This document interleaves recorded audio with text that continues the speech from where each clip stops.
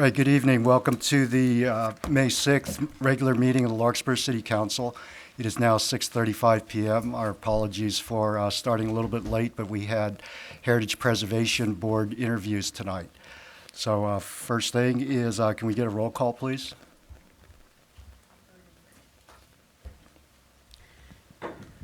Yes, sorry. Councilmember Haroff? Here. Councilmember Morrison? Here. Vice Mayor Way? Here. Mayor Chu? Here. Let the record show that Councilmember Hilmer is excused. Okay, thank you. Please rise and join us in the Pledge of Allegiance.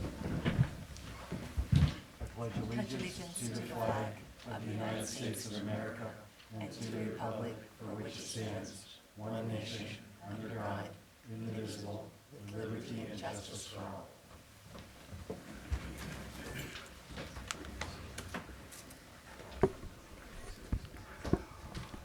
Okay, the first item on our agenda tonight is the presentation by our representative of the Marin, Sonoma Mosquito Vector Board, and we have Mr. Tom Bradner here to make a presentation to us. Welcome, Tom. Good evening, Mayor Chu and board members, council members.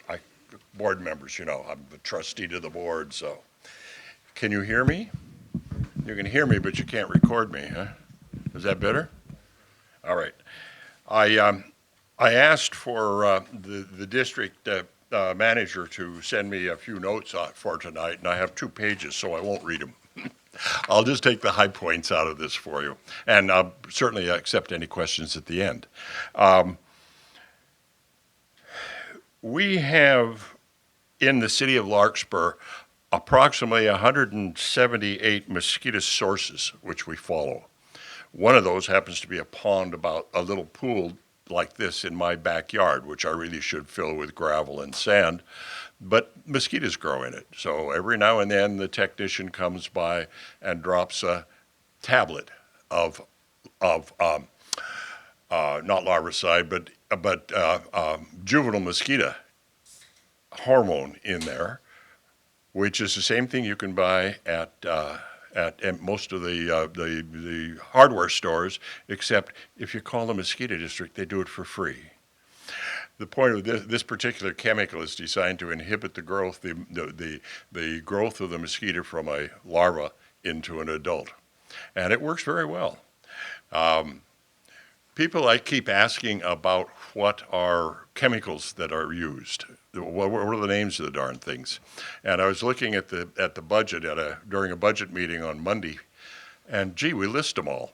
And they're also listed on our website. So if people are having trouble understanding it or seem to believe that we may be using things that are not properly approved at the federal and state level, the first place they might look is to the msmosquito.com website, and it lists every chemical that we use. It happened to be listed line item by line item in the budget proposal that we were looking at. We have 2 techs who are assigned to the Larkspur area, Teresa Thomas Nett and Tony Russo. Tony was here when I first received this assignment from the city, which now I think this is my 11th or 12th presentation. And Tony's a great guy. He was working in the North Bay for a while, but they decided to come back to Larkspur. He took me for a tour for a little over half a day of what he as a tech does, going around to the various hot spots that we have, or the various sources that we know of in the Larkspur area. And it was really quite interesting because it was a wonderful chat all afternoon, and a lot of technical detail, which was very helpful for me, being a complete neophyte to how mosquitoes are managed. You know, out at Audubon Canyon Ranch, where I got the interest for this, I just simply used to refer to them as little buzzers, and I still do very often. But Teresa's been with the district for 10 years and Tony for 13. We have a lot of longevity. A man by the name of John Walker is the field supervisor for Marin County. All of these people can be contacted with a simple phone call by anybody to the mosquito district headquarters. they will almost 90% of the time return the call within 24 hours or one work day, one business day. There was one item, well, let me go to a little further down. In 2014, there were 798 reported cases of West Nile virus in California. We had in Marin and Sonoma counties one, and it was in Sonoma County. We were fortunate, I think, only in that the greatest outbreak of the greatest identification for these West Nile virus all falls in Southern California, or did last year. There's concern this year that even though we have a dry year and we don't think that there are water sources around in which mosquitoes can breed, that ain't necessarily so. The crew is finding that there is a greater abundance of mosquitoes because of our early warm weather this year. And mosquitoes will find a cup of water to do what mosquitoes do if we leave it out as an attractive nuisance for them. So we have to continue to be cautious of that. West Nile virus is expected to have more of an effect on birds this year than we've seen in the past. But so far I haven't seen any reports from the district that we have had any human cases of West Nile virus here in our two counties.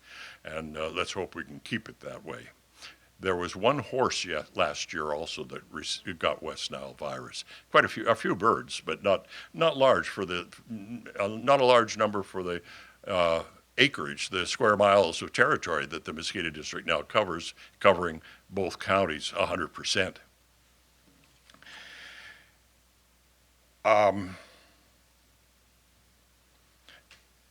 I've talked about this. It's interesting sometimes. In talking about the abnormal mosquito production thus far in 15, they talk about things like pale salt marsh mosquito. Have you ever met one? But they're out there. Aedes dorsalis, which is a pretty common mosquito in our areas.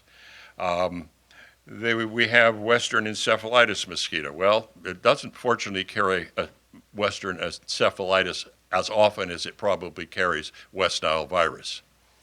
And remember that birds are a major vector for West Nile virus. The mosquitoes actually usually pick up West Nile virus from birds. And that's the reason that it spread so quickly once it came to the east coast of the United States, why it spread so quickly with migrating birds. Within, 5-6 years, we had West Nile virus on this coast. Yes, we talked about the fact that it's a myth, the drought years. If this drought continues for us, we've been very, very lucky this year compared to what the snowpack was in the Sierras. We've got our reservoirs full. We still need to conserve because who knows what's happening next year. And this drought has a real issue for us. We have to be aware of the fact that this means that we're dealing with warmer weather, and there are more types of mosquitoes who will like to move north in a warmer weather environment. We've heard things about mosquitoes. Oh, well, for one thing, 3 exotic and invasive species they talk about that have entered California recently. The yellow fever mosquito.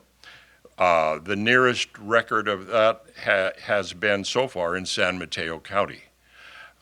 It wouldn't be at all surprising to find it here. And of course, the vector people, the mosquito district people, have on a regular basis, they sample the samples that they bring in from the field. You've seen them around with their little dip buckets. They save some of those things, take them to the lab, and have somebody in the lab identify them to species. And that's how we keep track of what mosquitoes are in the vicinity. And of course, there's all kinds of mosquitoes, but some of them are more interesting to us as human beings than others. Some of them are just maybe nuisances. But the closest is San Mateo County for the yellow fever mosquito.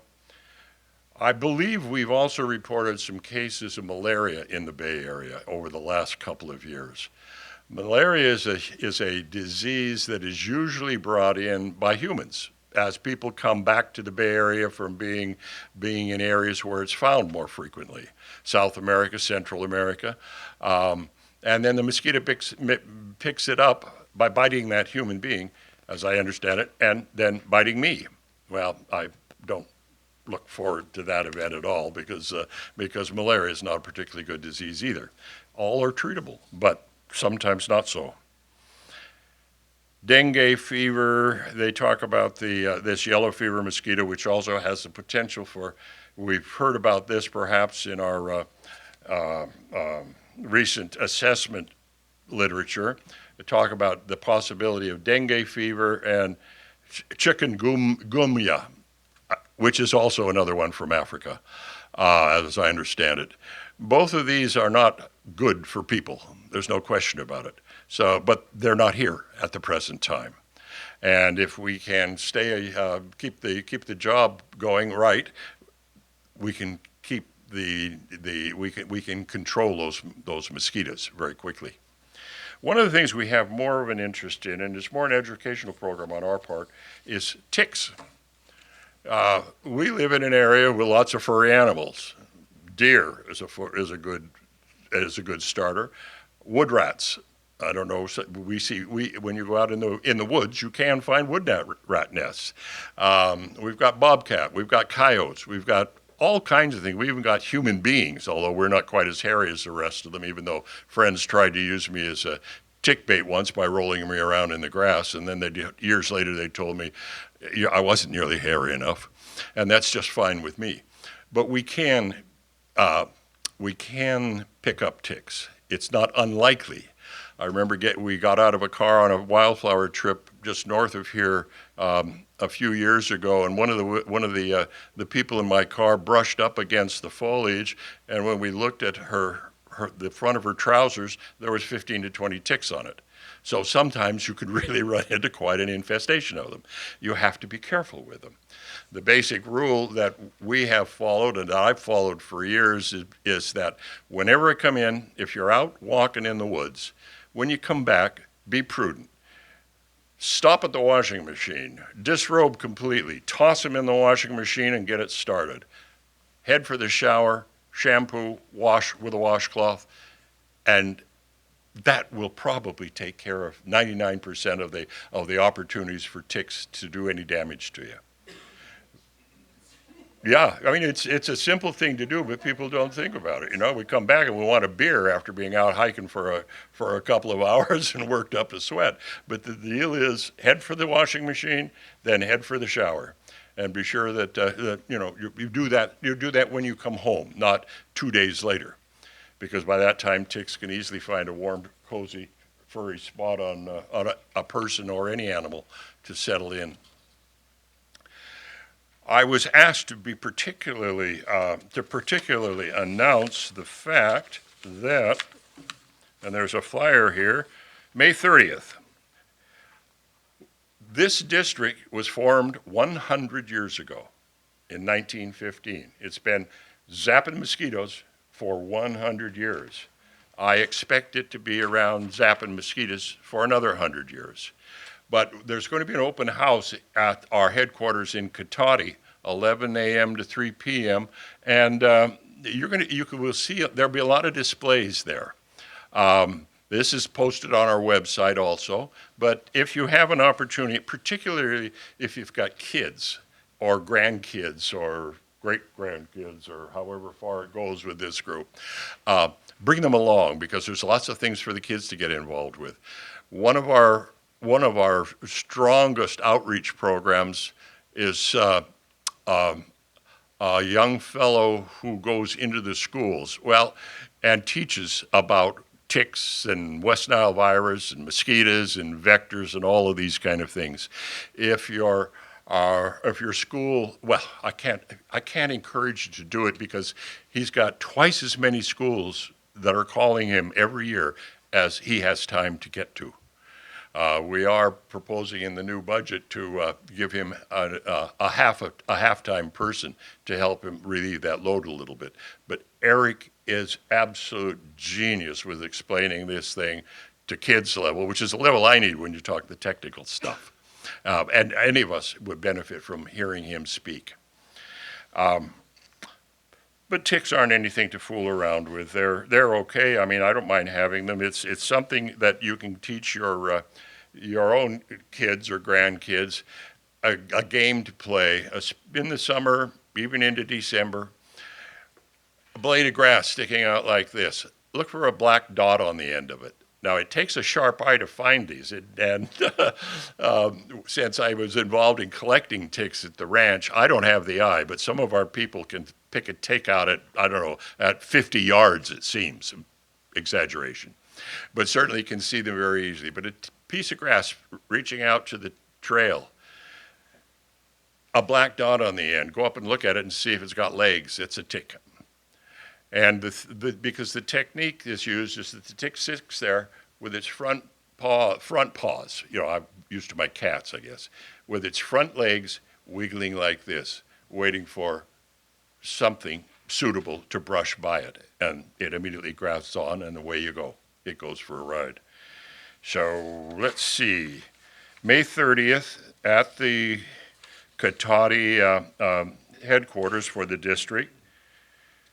Again, we have a press release which came out from our offices this week called May is Lyme Disease Awareness Month.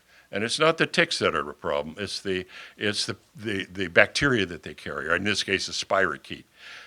Lyme disease, a lot of people will get, well, I can't say this about Lyme disease. One of the things about West Nile virus, I just want to go back there a moment, is that a lot of us have had West Nile virus, but it was a really mild, maybe a couple of days of a flu-like symptom, and then our own resistance overcame it. Our own immune system overcame it, and it went away. Other people from West Nile virus can experience extremely severe reactions. Lyme disease is one of those things that is, I don't know I don't know how easy it is for a healthy person to overcome the spirochete. The only thing I know that really kills the spirochete are fence lizards. If a tick bites a fence lizard and takes a blood meal off of it, a tick is then free of West Nile virus. There's something in the blood of fence lizards. We don't have them. We don't have that same thing in our blood. So that is my presentation. If you have questions, I'd be happy to answer them. Thank you. Does anyone have any questions they'd like to ask Tom? Yeah, go ahead. I just had one. Other than educational related resources, what resources does the district have to help people in the community address vector problems other than mosquitoes? We try and, well, first of all is the website. There's a lot of material on our website. If you want to find out anything about the diseases we talk about or any of the mosquitoes that we deal with at a level from advanced grade school through retirement, the information is there. We attend just about all of the county fairs and events of that sort that go on in the two counties over the course of the year. We have usually an open house, just like as this one on May 30th, and there will be all kinds. I mean, we're right there, so we roll out all the big cannons and the little cannons as far as educational displays and information, and we'll have, of course, lots of people who could talk about this stuff far more knowledgeably than I can. But use the website. It's a very good resource. I do want to say one thing before I leave. This is perhaps my 12th session in front of you people, in front of this council. And I have got to tell you, the longer I am with this board, the more I appreciate the opportunity that I've been given by this council. It's fascinating frustrating frequently, but it's also fascinating to see how local government works from the inside out. Not many people take advantage of that, and I don't know, you probably ought to insist that you only re-up me once or re-up an appointee so that other people get the chance to do it. I'm a little more enthusiastic than maybe some of our other directors are, our trustees are, but I find it to be a fascinating experience, and I thank you for that opportunity. Well, thank you for, effectively ending your third term of service. I know that you're passionate about this topic, and you've represented our city well, so thank you for Mr. coming Mayor. and presenting tonight. Thank you, sir. Okay, thank you. Good night. Thank you. Okay, the next item on our agenda is approval of the consent calendar. Does anyone have anything they'd like to pull for additional comment or discussion? If not, I'll take a motion. I'll make the motion to approve Motion, the consent second. calendar. Second. All in favor, say aye. Aye. Aye. Aye. Okay, that passes unanimously. Right, now is our city manager's oral report. We have Jan Swartz making that.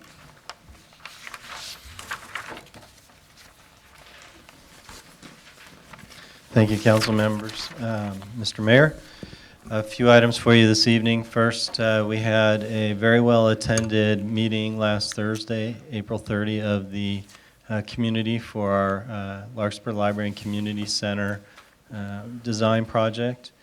We had first a site walk, and then we followed that up in Hall Gym with a number of presentation boards. Folks could circulate and then make comments, talk to both staff and the architects. We were very fortunate in the way we set up this community meeting. We had set it up and made sure a significant number of council members and boards and commission members could attend as members of the public to simply hear the presentation from the public's point of view and circulate with the public. So a little different format than we've done before, and I think it went really well. I think folks appreciated the chance to both have conversation and presentation, and then we did follow up with kind of a town hall format at the end, and we got a lot of robust feedback from the community. We took extensive notes and we're digesting them. Our intent is to have a May 20 meeting here as part of your council meeting to talk about what we should do next in the process, and maybe also check in with you about what we've done to date on a few items. So May 20, for those who are asking you what's next step in the process, at your regular council meeting, there'll be an agenda item about the design process and where we are.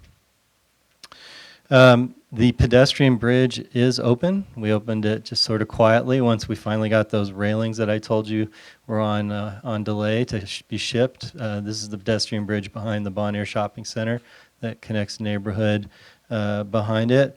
We are going to plan a ribbon cutting. We'll announce probably a Friday here in May.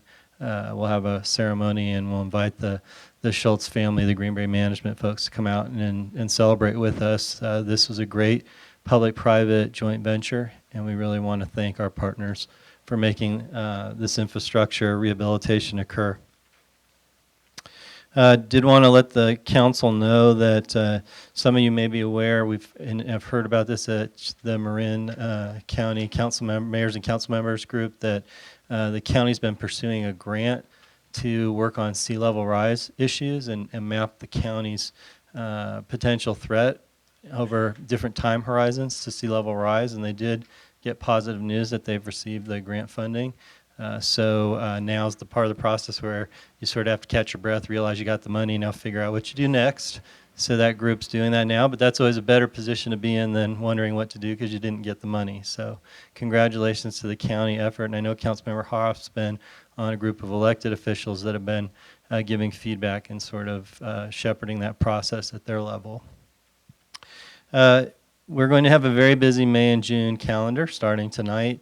It is budget season, and as you know, over my time with you, we've tried to create a budget process that spreads across meetings rather than sort of have that long night of budget hearing. So this is actually the first of 4 consecutive meetings where we'll be dealing heavily with budget topics while also taking care of a number of key business items that are coming up at this time of year. So we've got some heavy lifting to do, but we'll make it through. Particularly, the 2 May meetings, a lot of presentation of the information, give you time to digest it, and the public to digest it, and then in June we'll come with a lot of the decision-making parts of the process. Also, I just want to note, and I'm sure the chief will bring this up during the department comments, that the police council actually did adopt the budget for the police council, so we know exactly what those numbers are for Larkspur to incorporate into our budget.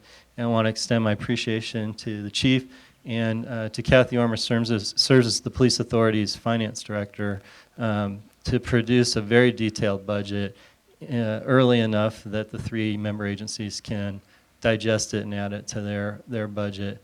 And I think, I know Mayor Chu and Councilmember Morrison can attest, each year that budget book just gets better and better as we sort of figure out how to present the unique nature of the authority in a comprehensive but digestible way. So that's up online and a really nice document for folks who are interested in the police authority. With that, I'll just tell you, every single department is hopping in Larkspur. You can come to the counter almost any day, and the planning and building folks are busy. People are working on their homes, and we're seeing a lot of permit activity. And then Public Works, we've got the maintenance folks taking advantage of the beautiful weather to really try to get things ready for the summer season. Turn it back to you, Mr. Mayor, if there are any questions from you or the council members. Okay, thank you. Any questions for City Manager? Just one question, a point of clarification on the sea level rise effort. And you may have more current information than I do. What I had understood was that there's a $250,000 grant application into the Coastal Conservancy, and that's been essentially accepted, but it's actually got to be formally teed up before the Conservancy Board in I think June. you're correct. I'm a little ahead of myself. I'm understanding it'd be pretty shocking if they don't get the money at this point. Yeah, That's my you're right. understanding too. I just wanted to clarify, there is still a little bit of a formal process I that has to appreciate go that forward. But clarification, it is a great accomplishment. It's allowed us to take a priority within their process, and it's a significant amount of money that'll help supplement other funds that are available to do the vulnerability assessment that we've been discussing. And I think one reason I speak as sort of it's happened is I think the Coastal Conservancy is so impressed with the energy and effort that the marine community is putting into the topic. We're ahead of a lot of the Bay Area, and I think a lot of the state at thinking about the ramifications of this issue. Thank you. Okay, Catherine, anything? No. All right. Thank you, Dan. Now's the time for council member comments and reports, and I'll let Vice Mayor Waive start. I have three things I want to bring to my council members' peers to their attention and also to the community to know. The first is on May 2nd, Mayor Chu and myself attended the Sir Francis Drake Boulevard Workshop, which is held by the Department of Public Works for Marin County. It was at Basich School. And essentially what they're working on is a project to renovate or figure out how to improve Sir Francis Drake, the length from Ross to the essentially the ferry terminal area. So it was a public workshop, and there'll be several more in the fall. I was particularly interested in segment 4, which is from Bon Air Road to all the way through. Am I? Is it working, or should I stop talking? Sorry, I apologize. It's all right. Something else. We're okay though, We're as okay. far as all right. Essentially from the Bon Air Road to the Larkspur Landing area, and we spent a lot of time looking at that diagram and giving suggestions. I would say attendance was about 40 members of the public, but if you're very interested in the Sir Francis Drake Boulevard renovations that are intended to happen, then keep an eye out, and I'll inform people when the next meeting is happening in the fall. It's a $13.2 million project, so they have some money to spend, and we have to figure out the best way to utilize that for safety. The second thing I want to include everybody in is the Plan Bay Area update. The first and only Marin meeting will be on May 16th from 9 to 12:30 at the Novato City Hall. I actually have the agenda for the public workshop if anybody's interested in that. It starts at 9 o'clock, it ends at 12:30, and it will be one of the few times in Marin at this stage in which the public can comment about what worked and didn't work in Plan Bay Area and contribute their thoughts to the update for 2017. Unfortunately, I won't be able to attend, but I'm sure I'll get a report on it. And lastly, I think it's important that everybody know that our supervisor, which is Katie Rice, is having her meet with the people of Larkspur and Green Bay on Saturday, June 6th at 10 a.m. at Piper Park. That's your opportunity to meet with our supervisor, which is Katie Rice, and that will be open to the public.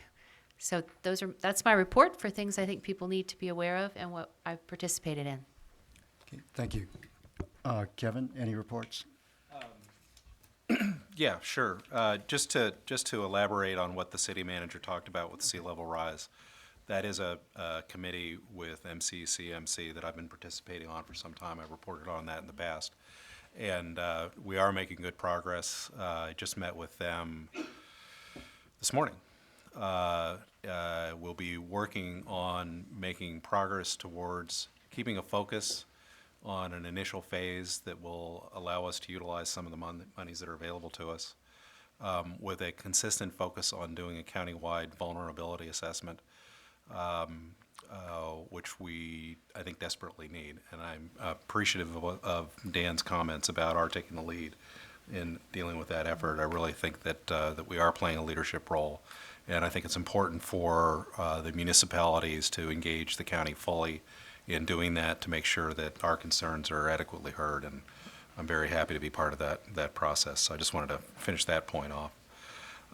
Just a quick comment on one of the things that's going on with Marin Clean Energy.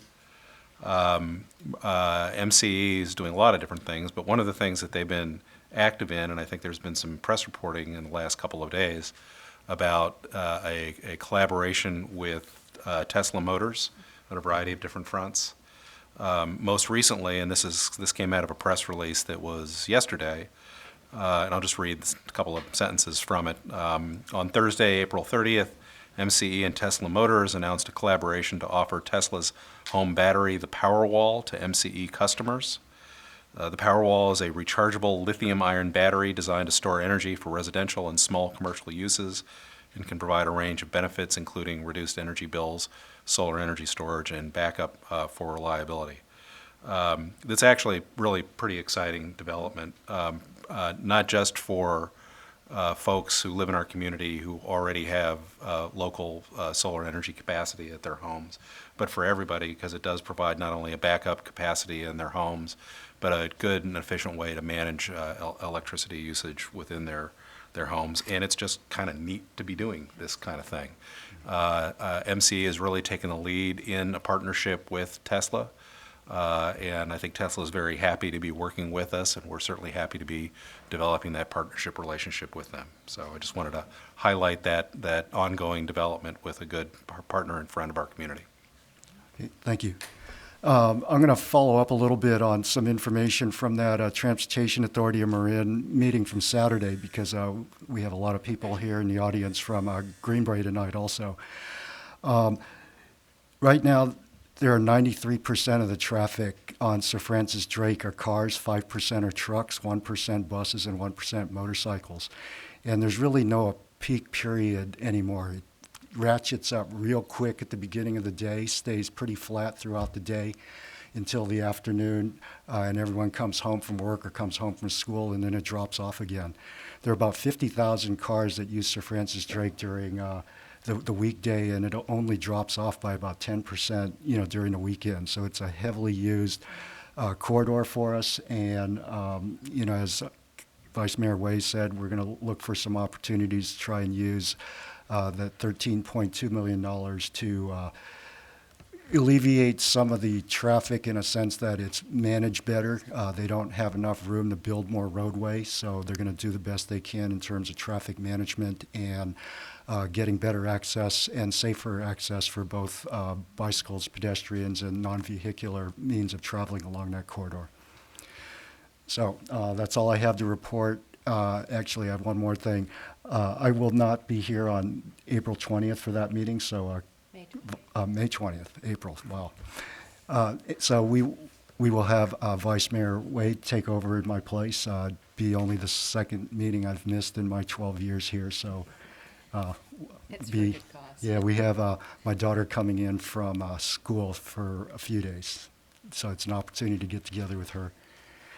Okay, now's the time for the public comment period. If any member of the audience would like to address the council on a matter that is within our jurisdiction but not on our agenda tonight, feel free to walk up to the microphone and address the council. Okay, and we'll let you know when that comes up then. Thank you. Okay, so we have two public hearing items tonight. The first one will be the Ordinance 1003, and that's an addition to the Larkspur Municipal Code regarding telecommunications franchise, since Larkspur has elected to withdraw from the Marin Telecommunications Agency. So I'll turn that over to City Manager Dan Swartz. I'm going to give you a very simple, straightforward explanation because the city attorney's given you a wonderful written report. You have elected to leave the Marin Telecommunication Authority effective July 1. As part of that action last year, you took actions that will delete the ordinance that essentially made us part of the MTA and transferred our franchise authority over to the MTA. So we have a problem because on July 1, we would have nothing in our municipal code that speaks to the issue of telecommunication franchise. So the city attorney's office is presenting you with an ordinance that would establish your local authority over that franchise. Because the world has changed so much since the last time Larkspur had this sort of thing in its municipal code because of the state directives on franchising. It looks a little different than the municipal code looked before MTA existed, but it's essentially accomplishing the same thing that used to be in the code years ago. Is that succinct and to the point, Mr. City Attorney? All right. I'm going to leave it at that. City Attorney's here. I'm here. We can answer questions, and if somebody from the public has anything. Okay, any questions for our staff before we get public comment? Okay, if no questions, would any member of the public like to address the council or make a statement on this matter? Okay, seeing none, we'll bring it back to the council for discussion. If there's additional discussion, anyone would like to make a comment? Otherwise, I'll take a motion. I think we've had a long time of discussing this and had a lot of feedback and information, particularly from you, and I really appreciate your filling us in with such detail because this was a very new and a relatively complex process for me as a new council member to understand. But I think we've contributed a lot of thought to it and a lot of discussion as to what the value for Larkspur is, so I'm very confident that we're moving forward in the right direction. Okay, thank you. Would you like to make a motion? Sure. Well, is there any other comment? No? Okay. I move that, let's see, that we pass First reading. the first reading of ordinance number 1003, Larkspur's Municipal Code regarding telecommunications franchise. Okay, we have a motion. Can I have a second? I'll go ahead and second it. Motion and second. All in favor, say aye. Aye. Thank you. That ordinance, first reading, has been approved unanimously.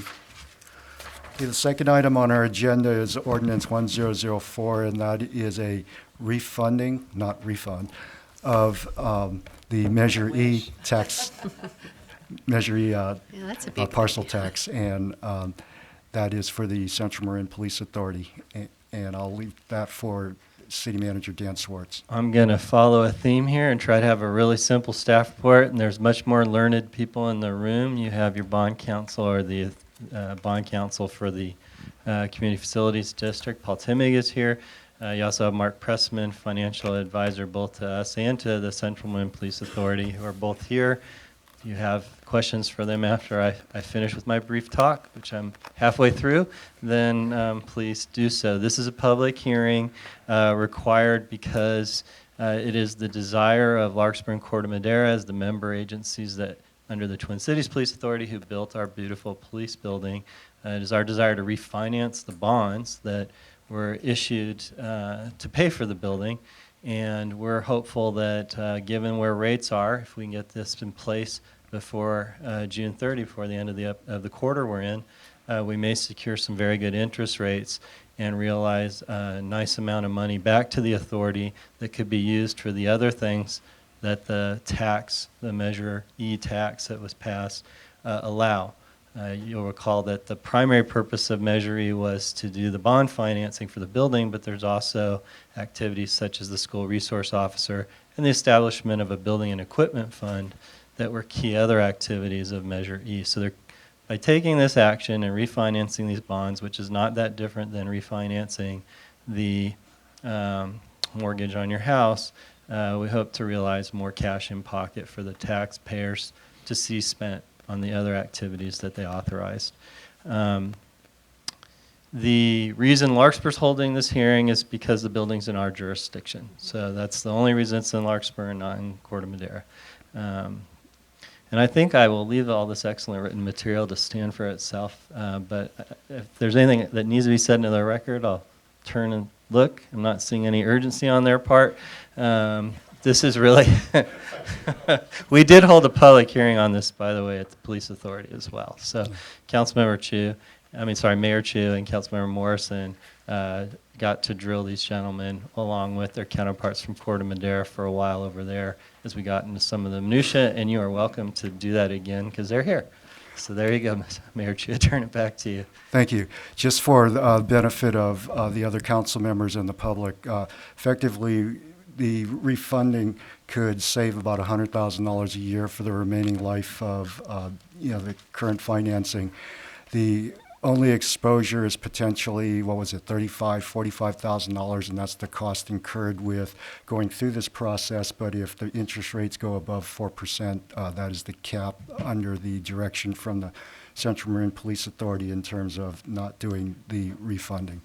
So the risk, as it was conveyed to us through our bond counsel, is that that has a very low probability of occurring, and we hope to realize the $100,000 a year savings. So, do you have any other questions of staff or the bond counsels? Just one quick, so no other jurisdictions need to take any action on this other than Larkspur? No, that's correct. Yeah. We're holding the public hearing essentially for the taxpayers. I see. So it's not specific to Larkspur, it's generally for the Right. community. Got it. Yeah. That's fine. Okay, Councilmember Morrison, would you like to add to? I think you did a great job. Okay. If there are no other questions of our bond counsels or staff, I'll open this up to the public to see if they'd like to comment on this particular item. Okay, seeing none, we'll bring it back to the council for further discussion, and if there isn't any, I'll take a motion. I think it's a great thing, and I'm glad to have the opportunity to go forward with it and happy to make a motion. Okay? Go ahead.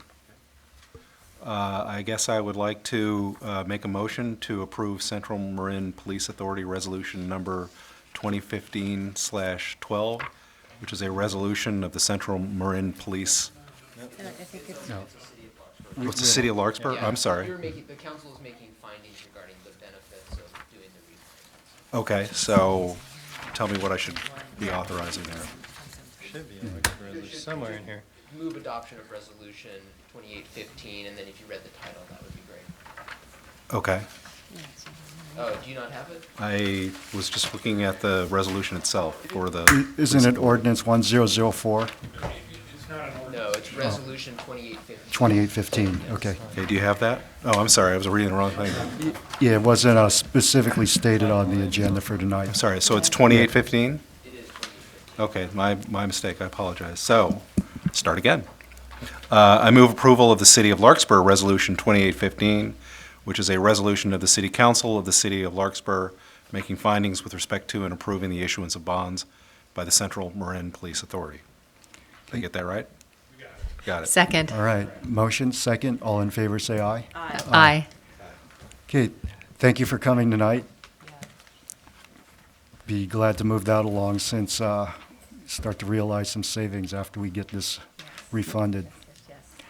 Well, we made sure Mr. Timmig and Mr. Pressman earned their money by bringing that resolution along together. thank you. Okay, thank you. I'll move any resolution in front of me. Okay, at this point, we were going to have a presentation by the Marin Organizing Committee, and they are not here. There's also a member of the County Public Health or Health and Human Services, Jason Satterfield. Is he here? Jason, we're waiting for Jason. Oh, we're waiting for Yeah, I Jason. told Jason to come at 7:30, I apologize. So, Oh, are you ready to present? I could make the presentation, but could I just say a word for a second? I'm Oh, not going to say what's happening. We where's had Bill from? scheduled to make a presentation at 8. That's what we informed, that it would be available on the agenda at 8. That's the reason people for that are not here right now. Oh, that's okay. We can start something else. Why don't you do that later? Yeah. Could you do that later, Sure. postpone that? All right. We weren't sure how fast the other items would Yeah, go, I so. didn't need, I was going to ask you a question about franchise, but because information about that, why you know, CMCM. That's something separate, I know. So I'm a little confused. Is he here for 8.1? Yeah. So he told people 8 o'clock? Yeah. Oh, he told Jason 7:30. Okay, so what we'll do is, we'll start with some of the department head reports on our fiscal year 2015-16 budget. And this will be initiated by City Manager Dan Swartz and our Finance Director Kathy Orm. Thank you, Mr. Mayor and council members. So, as you know, as I said earlier, we've, over the years, started the practice of sort of spreading our budget process out to make it a little more manageable over several meetings. We like to start the budget process to give you a snapshot of what to expect in your primary fiscal responsibility, which is the general fund. So we've given you both a snapshot in your written packet, and then we're going to give you a brief overview in this presentation shortly. And then all of the department heads we like to have come and give you just a quick couple of minutes about the status of their department, both with respect to the current budget and also with respect to what they anticipate in the upcoming year. So that's been our practice, what we'd like to do for you this evening. And I thought that we'd start with Ms. Orman giving you an overall view of everything. Okay. Good evening, Mayor and council members. This is a preliminary budget, so I've also have included, I brought my laptop, and I have Tyler up and running, so if we need to drill down and for any questions, we have the ability to do that. And this year's budget is, we have some talking points that we need to bring to you. And the revenue assumptions for the general, and this is just the general fund, are pretty flat, just a 2% increase. Most of that has been from the property tax base, and that has been based off of the county's projections. One area to look at carefully has been the sales tax. Sales tax in the last 2 quarters has declined, so we're flattening out. So we saw an increase for a little while. Now we're flattening out, so we really need to take a close look and make sure that we are not relying on that increase from the sales tax. It was not an ongoing increase for us. So we, again, we are heavily weighed on our property tax to hold us over. Our franchise fees and license and permits have been projected as being flat. We have charges for services. There's a small decline in some of them. There's been some moving around in between accounts as we are finalizing Tyler and letting Tyler do the work for us and being a little more animated as far as we have 2 systems that we have version 9 and version 10, and version 9 holds our planning and building permits. And we have taken about 1.5 years to really work out the bugs to get the numbers to start coming over into 10 correctly. So we'll start seeing that, but you can see some shifts going on between some of the accounts and some of the drops in revenues in that area. I've also had trended some of the budget accounts downward for that as well. And then the other agencies, a lot of that is the state mandated and the OESs for the fire reimbursements, and that's really, really hard to project. But overall, our revenues are about 2% increase only. So it's relatively flat for the expenses that we've had to endure. Or we can give you a picture. Oh. This is just an overall general shot. You can see where I'm talking about. So the charges for services is, I have adjusted some of the budget numbers down to reflect something that's more actual of what we have been getting in. And then other agencies is the state mandates. That again is pretty hard to project at times. We have some years we get $3 grand coming in. Some years we have closer to, $8,400, $84,000 coming in. So it would be just trying to be a little more real. Pie chart looking at it, you can see that our property tax, we are heavily based on property taxes, second by sales tax.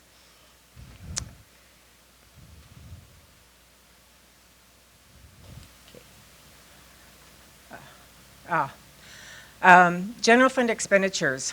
This is an area that is, we've had some big hits taken. PERS has had a new, they are reporting new to us, and they are now saying that we need to pay our unfunded liability lump sum payment every year, and that is about a $500,000 hit for us. And we don't have the cash flow to pay that outright from the beginning of the year, so we've built it into the rates, but we're going to show it. We're going to show you that it is, that the PERS rates really aren't going down. They're not saying that we're saving. And I have to say, thank goodness that we don't have a side fund on top of it. That side fund was being paid off. We paid PERS off, and now the city's paying that off as well. So that was a hard hit for us to take, but this is going to be ongoing, and we knew it was coming. The other issue we need to address is to put something aside for the OPEB accounts. We need to set up a trust account and start putting money aside. So I've thrown out $100,000 to start with. I've shown it in all city line items so we can highlight it so it's there so you can see it. It's not hiding, but whatever the council decides about what they would like to start putting aside, I'd like to incorporate it the same way we do with the side fund and have it be through payroll. So then when you're paying the payroll, we're also setting the money aside every time we do the payroll. I'm just going to interject for a sec, Kathy. The council may recall that Mayor Chu and Councilmember Haroff are your OPEB subcommittee who have met with me to talk about this. And we had a very healthy conversation about using the county as our guide. I think the county's really, as I've mentioned before, come up with a nice model for building yourself up to a full payment of your annual required contribution on the OPEB liability. And so 100,000 is a first step. You're actually already paying on your OPEB because you're paying for the existing retirees. So this would actually be 100,000 on top of that to put in the bank so that it starts to grow. That component that we need to put away to grow has to reach actually almost $500,000. So the goal is to slowly build up to where we're making that $500,000 payment every year. We would have liked to have been a little more aggressive in this area in year one because of the creation by PERS of the new lump sum payments on their accrued unfunded liability. It's had to have us rethink this because there's a limited pot of money to address in this particular fiscal year toward those types of unfunded liabilities. Is that PERS, $500,000, is that a number that's received to us from PERS itself, or did we create the 500,000? That's a number that was assigned to us by PERS. And I think what Kathy was trying to allude to, and we've talked about in other presentations, is that, well, I like to be critical of PERS, so I'll just say it. This used to be buried in the rates, and they've pulled it out, increased the number to actually be the correct number that they should have been collecting. They're now, it's essentially the makeup number for their losses in their portfolio, plus the pressure that they get themselves up to a proper overall funding level for the entire pool. They used a formula, they generated a lump sum for each agency. Our lump sum is essentially $500,000. But what Kathy's telling you is their publications are saying that most agencies' rates went down. That's different than our true cost. Our true cost has actually gone up 4.5%, 5%. And I just find it really disingenuous to be publishing material that says that the employer rates have gone down when that's not really the case. Dan, with OPEB, Dan, with Yeah, I'm sorry. OPEB, so that's an extra 100,000 we need to put aside. So it's actually 600,000. Well, the OPEB is for the retiree I the understand. medical program. So Uh-huh. these are both liabilities that the city needs to address. Okay. The difference between the OPEB liability and the PERS is PERS isn't giving you an option. Mm-hmm. That's a bill. You have to pay the bill. We have to pay the bill. The OPEB liability is something we need to get done. We have a responsibility to the employees that we've contracted with, where we've committed to this benefit, to put money away to protect that commitment. Right, right. And Yeah. how did you come up to 100,000? Well, as I said, I would like to be more aggressive, but I'd like to put us at least on a 5-year track to reach the ARC. So we essentially have divided the number by 5, and so our Alright. goal is to build up each year. It's going to be a year-by-year deal as we sort of wrestle with, particularly as you saw in the revenues, we've got declining sales tax to be thinking about, and hopefully we'll bring that back, and we'll see some of that business-to-business come back that I've been talking to you about in some recent meetings. But it's going to be tight to meet this obligation, deal with this PERS commitment. And this is like a mortgage. It's a 25-year payment schedule for PERS. So it's $500,000 for 25 years. Yeah. Okay, So. thank you. Just one last point of clarification. So you're envisioning we're going to get from the 100 on the OPEB, from 100 to 500 in a 5-year period of time. So that's going to be 100 this year, 200 next year, 300. I think that should be our goal. That should be, Right. and I'm not disagreeing with Right. it. I just want a little clarification Right. on how that's going to step up over the 5-year period of time. And I think that's becoming a very common approach in public agencies to sort of take that initial amount and, Right. and pick. I've seen agencies say we're going to do it in 3 years. I've seen agencies say 5, seems to be really common. I've seen agencies say we need longer. Sort of depends where you are. Right. Yeah. I mean, it's a practical solution, and I'm certainly in favor of it. It's something that we have to do, and Yeah, the hard part for us, as the folks who want to provide services to our constituency, is we're going to have to hold the line for a little bit and let some of the growth in the budget address this particular issue for the next few years. And that'll require some discipline. yeah, it will, especially when we get up to 500,000. Yeah. Right.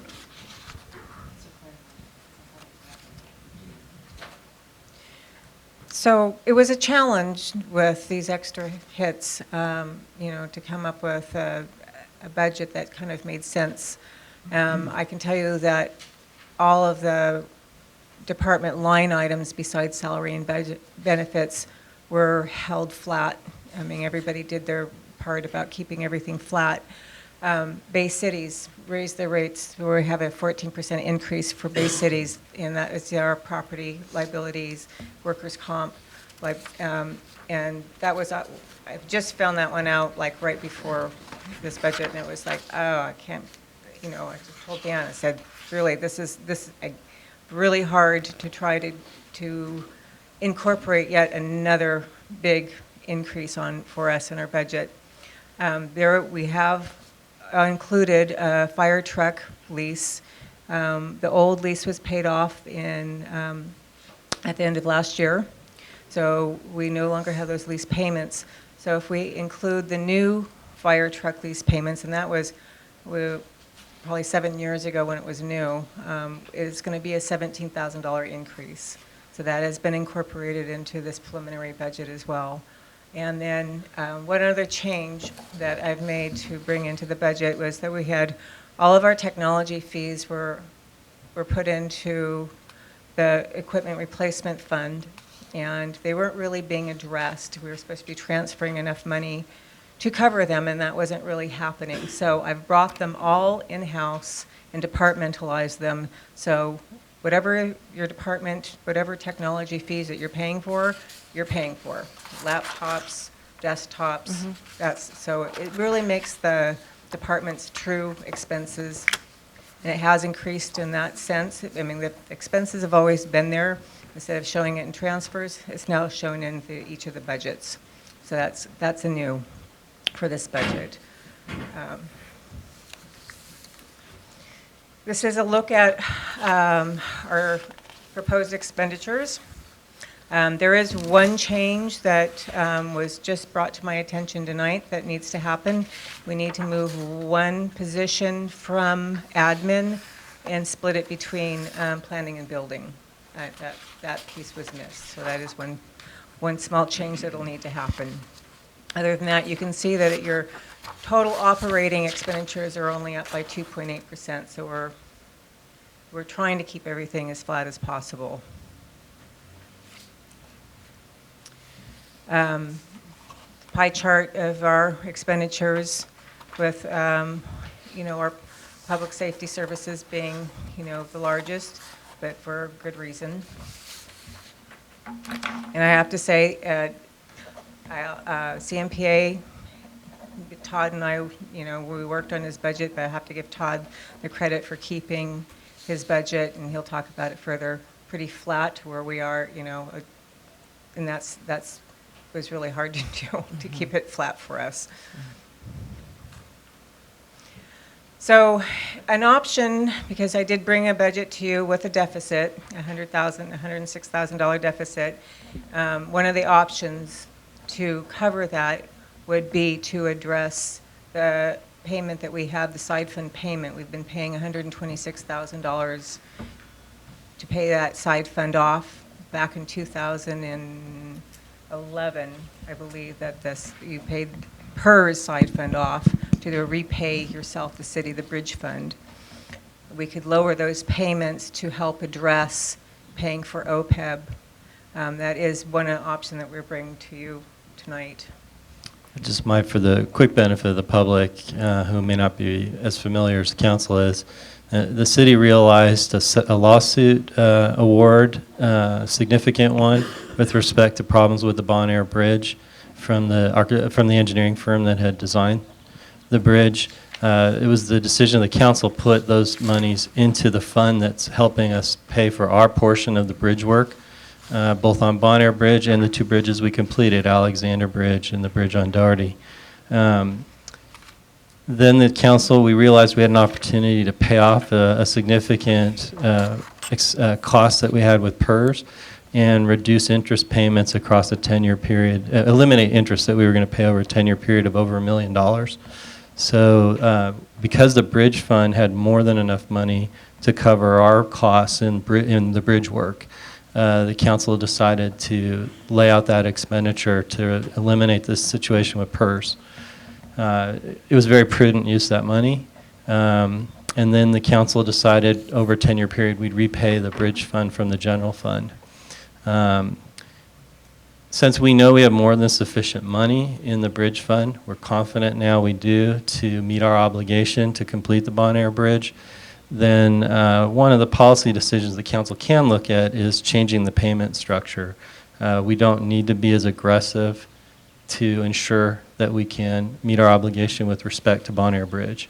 And so what we'd like to talk to you about tonight, and I have a feeling the flow of this meeting may get disjointed because we've moved some items around.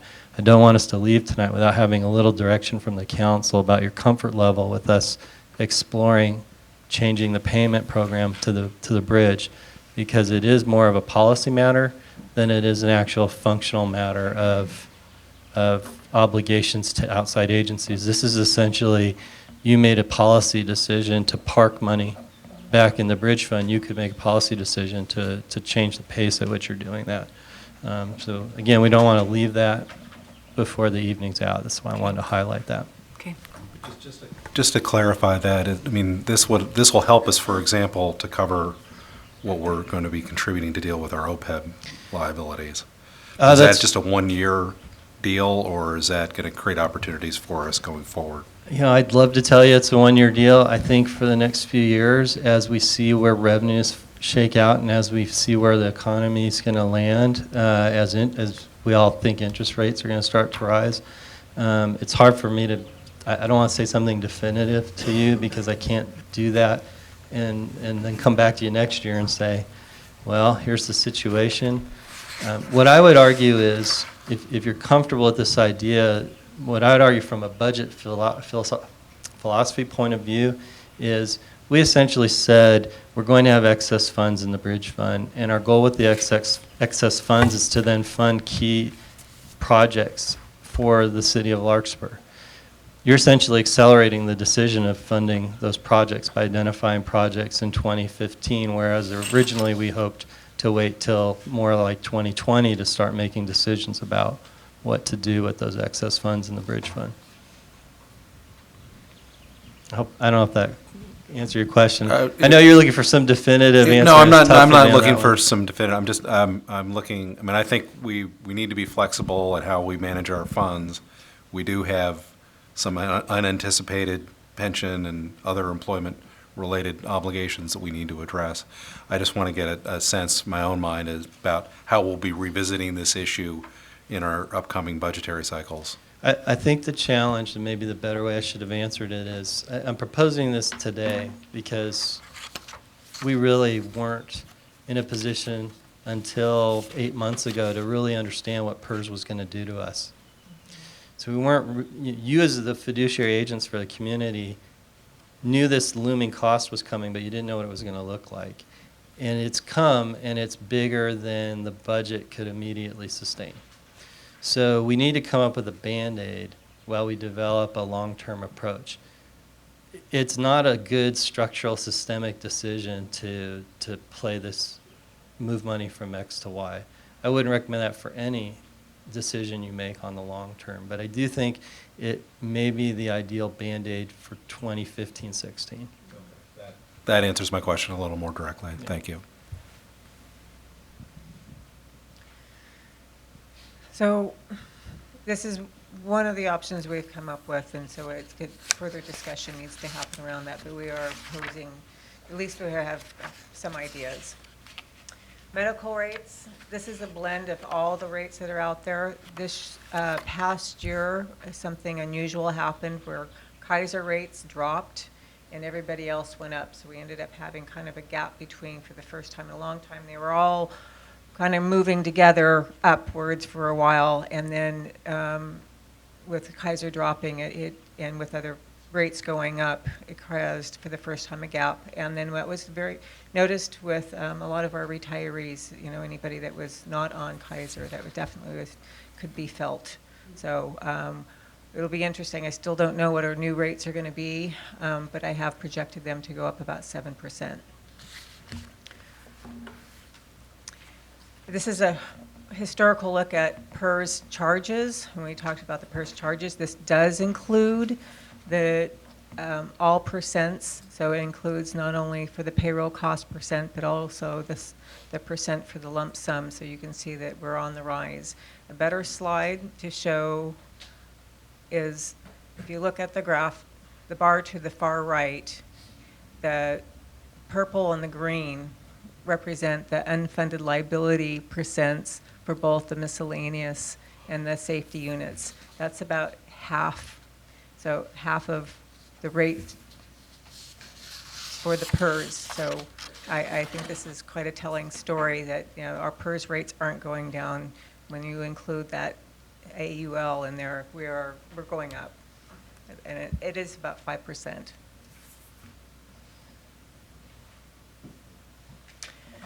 So as we've been kind of talking about challenges in the future and how we're going to cover the continuing the OPEB, how to phase the OPEB in and our PERS and AUL, at least we know where we stand now and what to expect coming in the future. Medical premiums have always gone up, you know, any 8 to 10% on a yearly basis.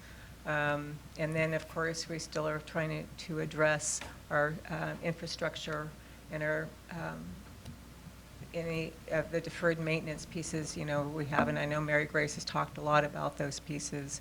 And then how to fund our insurance fund, equipment funds. We do, you know, the vehicle replacement fund, we did buy a brand new public works truck. We should be putting money aside for that. So at the end of that life year, that truck can be rebought without having to come up with those funds at that time.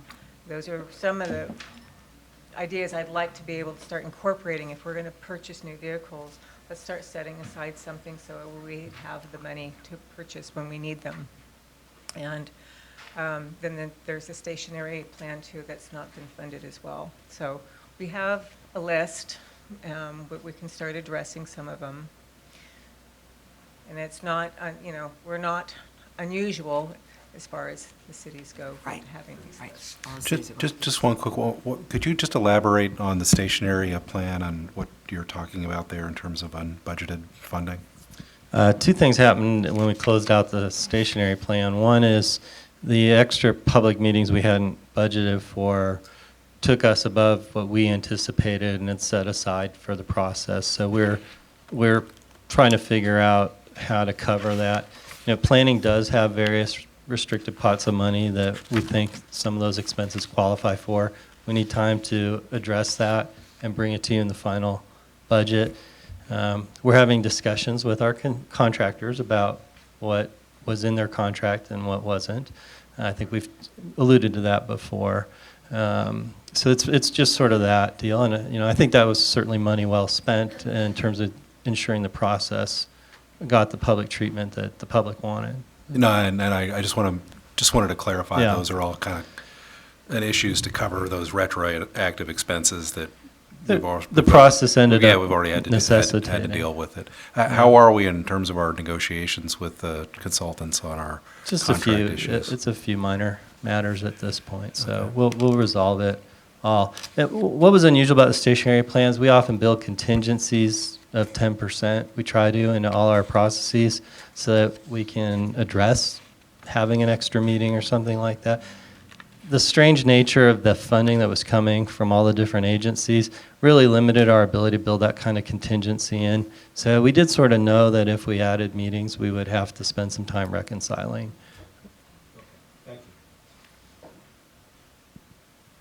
The other thing before you move on, just if I could, we bring you this as a preliminary snapshot of the general fund, and it's early May.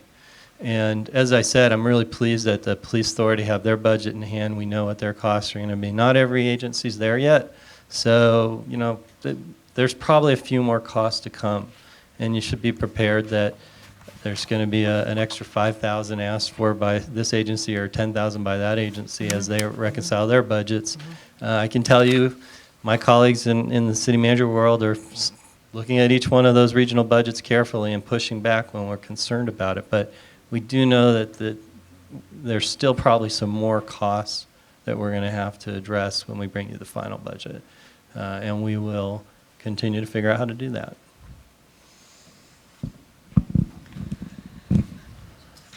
So that does conclude the budget, the overall general fund budget portion. I don't know if council has any detailed questions to ask. I will, once I've had a chance to Yes. digest Abso- more. Lots. Absolutely, I know, it's a lot of information to digest, and I expect, a lot of questions coming up. And I think you want to move to the departmental side or back to? No, I need it. We've got people at, we've got Okay. guests. And I just, again, in terms of process, in addition to the general fund, you have you have several other funds, and when we bring you the entire budget, we'll review all of the other funds. I know that some of you had asked some questions about the Twin Cities Child Care, and it's in its own enterprise fund because it has to operate a balanced fees in, money out operation, so it sits separately from this budget. You also have a budget for your transient occupancy tax, the hotel tax, because you invest a portion of that money back into the business community, so that money's separated out. We have road monies that we keep in separate funds. So if folks are seeing this particular sheet, this is exclusively a look at your primary fund, the general fund, which is your bread and butter operations budget. Okay, any questions for Dan or Kathy at this point? We're going to have 3 more meetings where you can compile all your questions, and certainly in between meetings, there'll be plenty of opportunities. But yeah, thank you, Kathy. I think I have a procedural issue here. Since I kind of flipped the agenda, do I need to get a motion to continue this part of the discussion and go to 8.1? That's for Sky. Yeah, I think that would be an appropriate way to handle it. Okay. Since we had a break before our next speakers were scheduled to arrive, we did take the budget hearing portion, or not hearing, but the budget presentation out of order. So at this point, I'd like to get a motion from the council to postpone this item 8.1 to later in the evening so that we can continue in order with items 8.1, flipping. He's Continue confusing himself with the 8.2. numbers. Yeah, Yeah, continue 8.2 and go to 8.1. I'll make that motion. Okay, thank you. Motion, second. I'll second it. Okay, all in favor, say aye. Aye. Aye. Okay, any opposed? No? Okay, thank you. So, let's see, I see Jason there and Meredith there. Everyone here from your group ready to present? Okay. Before you go on? Yes. Can I yeah, mention was something? gonna- Thank you. Yeah, what I'd like to do is start with Councilmember Morrison, who has been our representative to the Marin County Council of Mayors and Council Members, MCCMC, on our Homeless for All Committee, and she'll give the initial introduction and presentation. Okay, thank you, Mayor.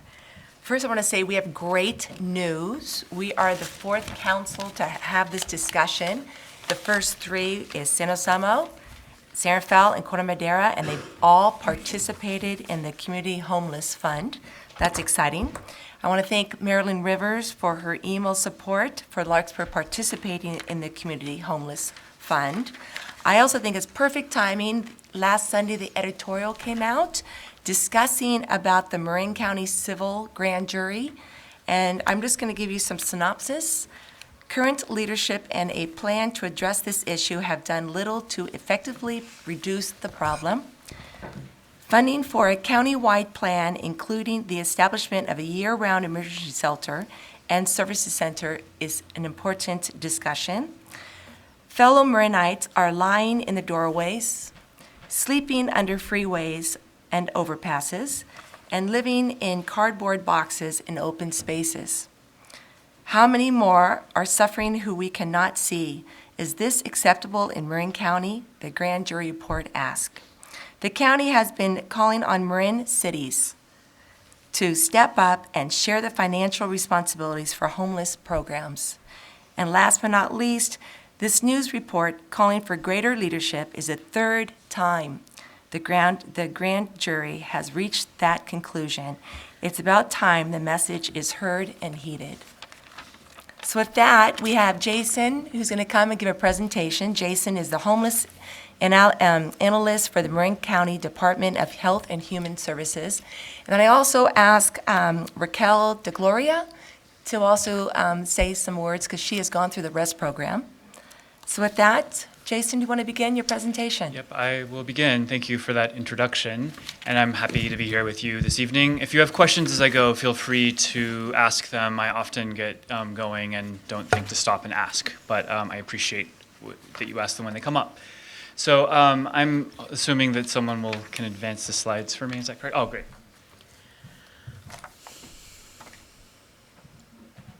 So I just want to clarify at the beginning that the recommendation comes from the MCCMC. I am not a member of MCCMC, not being an elected official.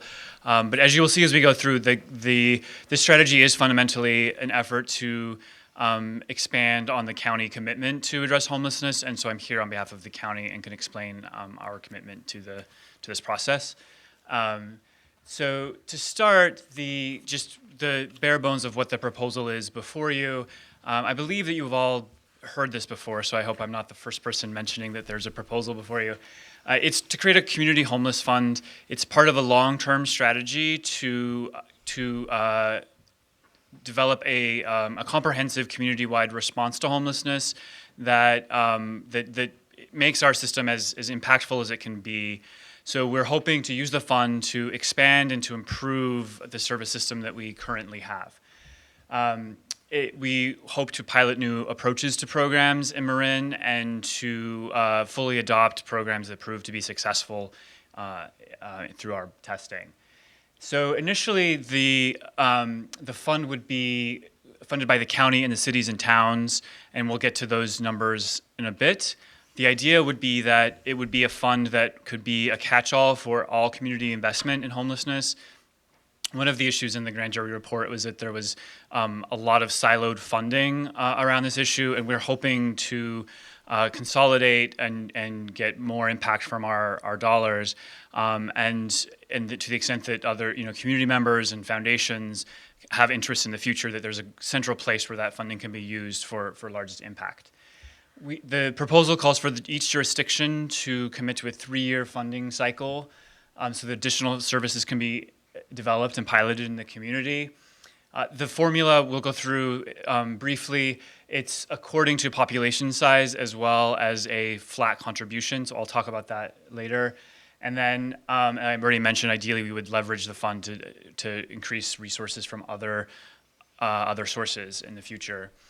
The proposal calls for REST to be the first beneficiary of the fund, not necessarily the only beneficiary, but the first. So we wanted to start with something concrete, and REST is that concrete item.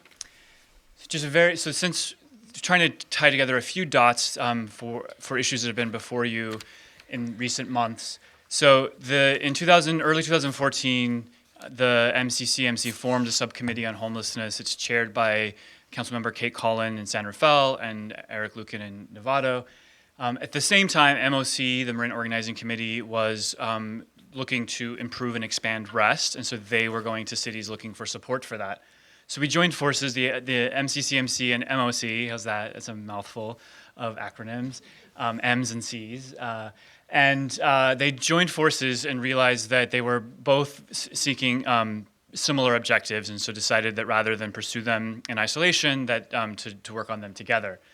So in January of this year, the county's Homeless Policy Steering Committee, which is comprised of service providers, elected officials, county employees, and public community members, proposed this community fund as a vehicle to help that collaboration between MCCMC and MOC, and also is to further our longer-term goals for the service system. And then in February, that MCCMC subcommittee created this actual proposal that is before you today. So that's kind of where we're at. So this is a joint contribution. So using REST as the first example, this gives you a sense of how we hope the fund will continue in the future. So there are approximately 1,800 hours of volunteer time that are contributed to the REST program, which we consider a valuable contribution to the program and to our homeless system. There would be a total of $180,000 from all of the cities and towns, and then there would be $180,000 from the county and MCF in collaboration, and there's negotiation between the two of us as to how that comes out, but one way or the other, we'll come up with the 180. And I actually don't know that I had the specific breakdown, but of the $180,000 for the cities and towns, we took half of that and just divided that across the 11 cities and said that's the flat contribution rate, and then the other half of that 180 is based on population. So your number is that contribution of that flat, the flat half, and then the prorated half based on your population. So ours would be 13,955 Perfect. Yes. Per year. per year for the 3 years. Per year for 3 years. Oops. I have a knack for ruining these things. I apologize. I pulled the battery pack off. So the outcomes of funding, what we're expecting is to. So this, I thought I had corrected this, so I apologize. So again, focusing with REST is at the beginning. To expand REST from 5 months to 8 months, it says 6 here, but the intention was to be 8, so I apologize that I sent you the wrong file. To better leverage additional resources, again, starting with REST, the volunteer contribution is the first leveraging that we're seeking. And I can explain to you more about that if you have questions. And then the third is to enhance rest by improving linkages to other services and permanent housing. So part of the summer pilot program, which I can talk to about, or MOC is here, they can also talk about it, is to improve our effectiveness in linking people to permanent housing and services they need to end homelessness. And then, so the next steps for you all are to consider and vote on a proposal, and then to provide feedback to your MCCMC rep, and then that will go back to the larger MCCMC group. So that's kind of it in a nutshell. I've provided my contact information. But are there questions for me about any of this? Thank you, Jason. Any questions for Jason? Yes. Just a quick one.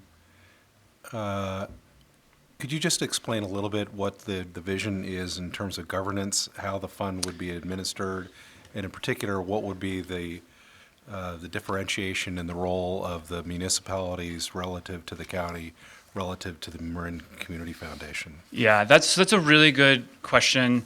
It's been a complicated one, and in that some cities, especially those that are contributing more funds. Yours is kind of in the middle of the road. There are cities with higher contributions and some with lower contributions. And those with smaller contributions don't want to take on a commitment to be supervising homeless programs.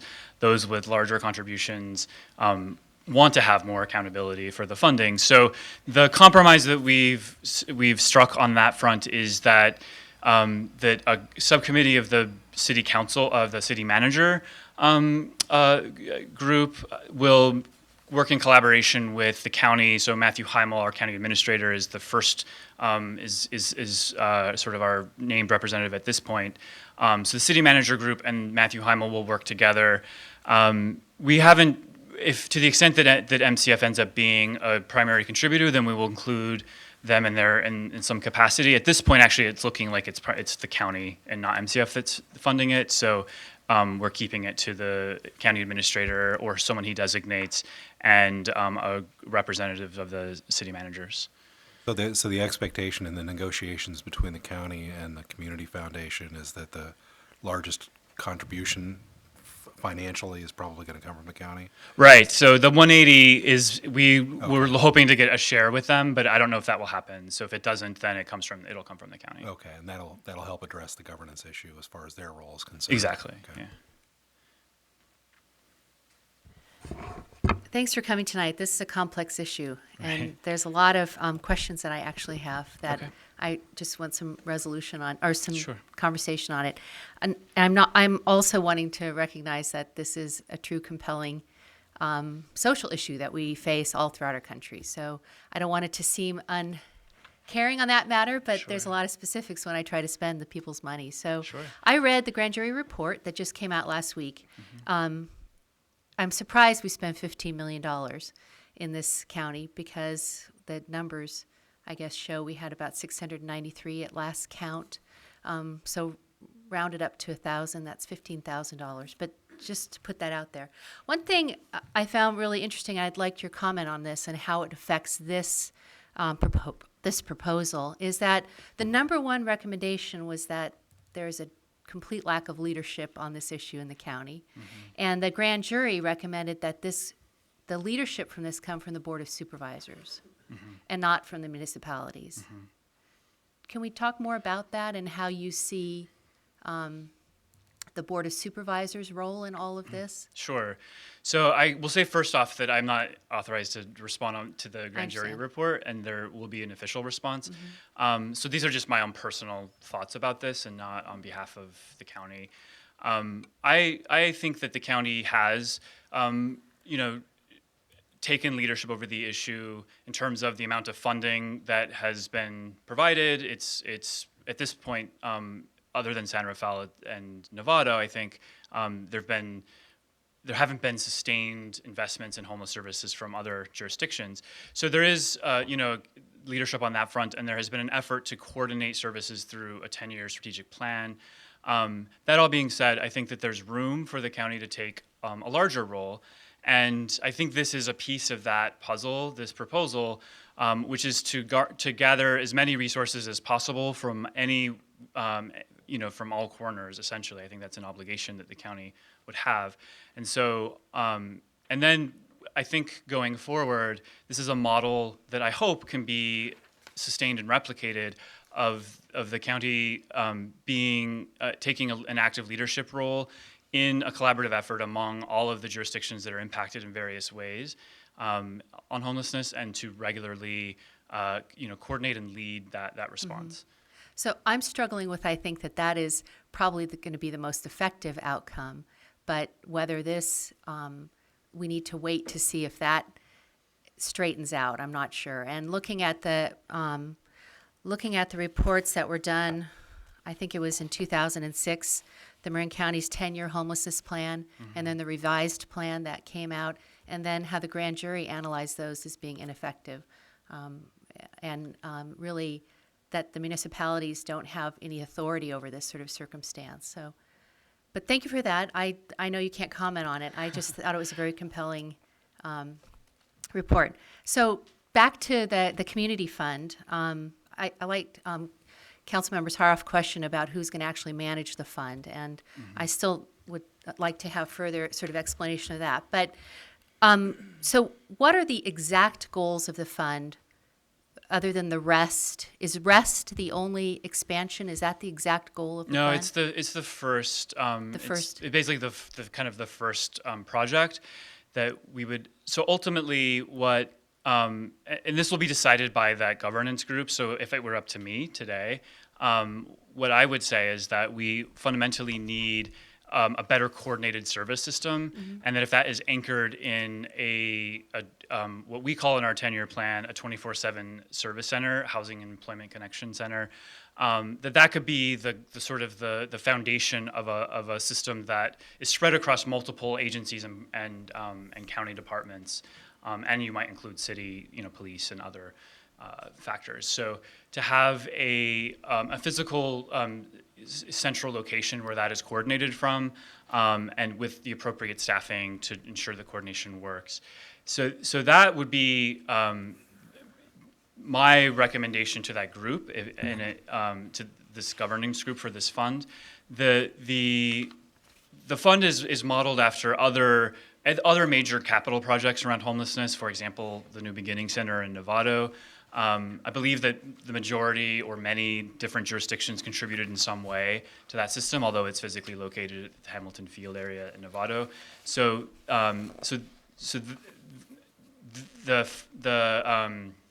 the fund would be to replicate that model of contributing to a common solution that's available to all communities, regardless of where it's physically located.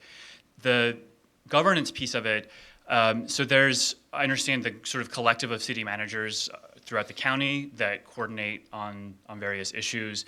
And my understanding from our county administrator, who is a guest at those meetings, or maybe a member, and I apologize, I don't have all the clarity of those roles, is that there will be a subcommittee of the city managers groups, and I don't know if the specific city managers have been identified that want to be part of the subcommittee, but there will be this subcommittee of city managers with the county administrator who will make the decisions about uses of the fund, and will set the long-term strategy and priorities for it.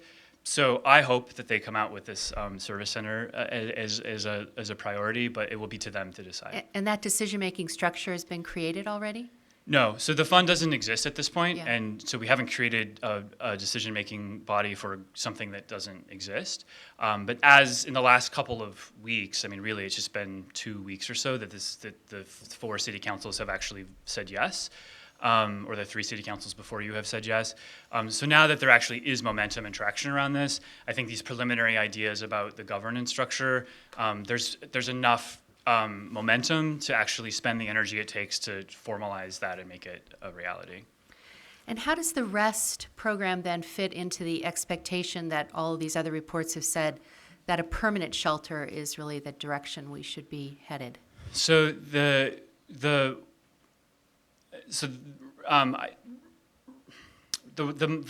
beauty of the REST program is that it allows us to leverage a lot of community resources in terms of volunteer hours on a scale that we don't in other programs.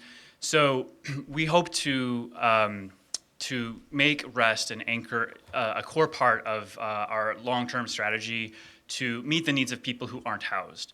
So ultimately, we want to house people. That's how you end homelessness. Is right. they're homeless by definition. They don't have a home, so you provide a home. They're no longer homeless. Until we can do that for every person in the county, and if I could wave a wand and make that happen, I would do that. No community has found that magic bullet to do that. So while people are still living outside, we've got to ensure their health and safety and provide some limited service. And so rest is a piece of that puzzle. Given the volunteer contribution we have, it's a model that we are interested in sustaining and growing. So this proposal is to expand that to 8 months. Once we have a longer, once there's more clarity and commitment to this community fund, then we set a permanent, we set a plan to sustain rest indefinitely as opposed to this sort of patchwork year by year. And what do you think is the likelihood of being successful in that goal? I think it's likely. I mean, so far Based on? So far the cities that have considered the fund have agreed. There is the primary challenge with finding a physical site for this kind of a coordination center is the site, right? Like it's politically unpopular, so it's difficult to find a place. But there are at the supervisor, at the highest level of our supervisors, that there is personal ownership over the issue. Supervisor Rice, Supervisor Connolly are two members that I work with closely, so I know that they are personally invested in making this happen. There's been an investment of time and resources in figuring out the right model for that. So it would, at this point, looks like it will be based on, loosely based, will accommodate for our needs here, but the COTS program in Petaluma. So that's the sort of model we're looking at. There are, exploration for sites currently. There has been for a long time, but now the supervisors are involved. We're hoping to do a study of particular sites once we can identify them, and there are resources available for the study. So, so the primary, I think funding, we're working on raising that now in anticipation of our eventual success. So I think we're lining up all of our ducks in the row and recognizing that our largest challenge is the politics around site and are actively engaged in addressing those. So would you say that COTS may be an example of a similar program that exists regionally for meeting a short-term shelter need for people? Is that funded by individual cities based on a It's funded primarily by Petaluma. Yeah, they own the site and lease it to the provider. So that's the most significant cost usually are the capital costs.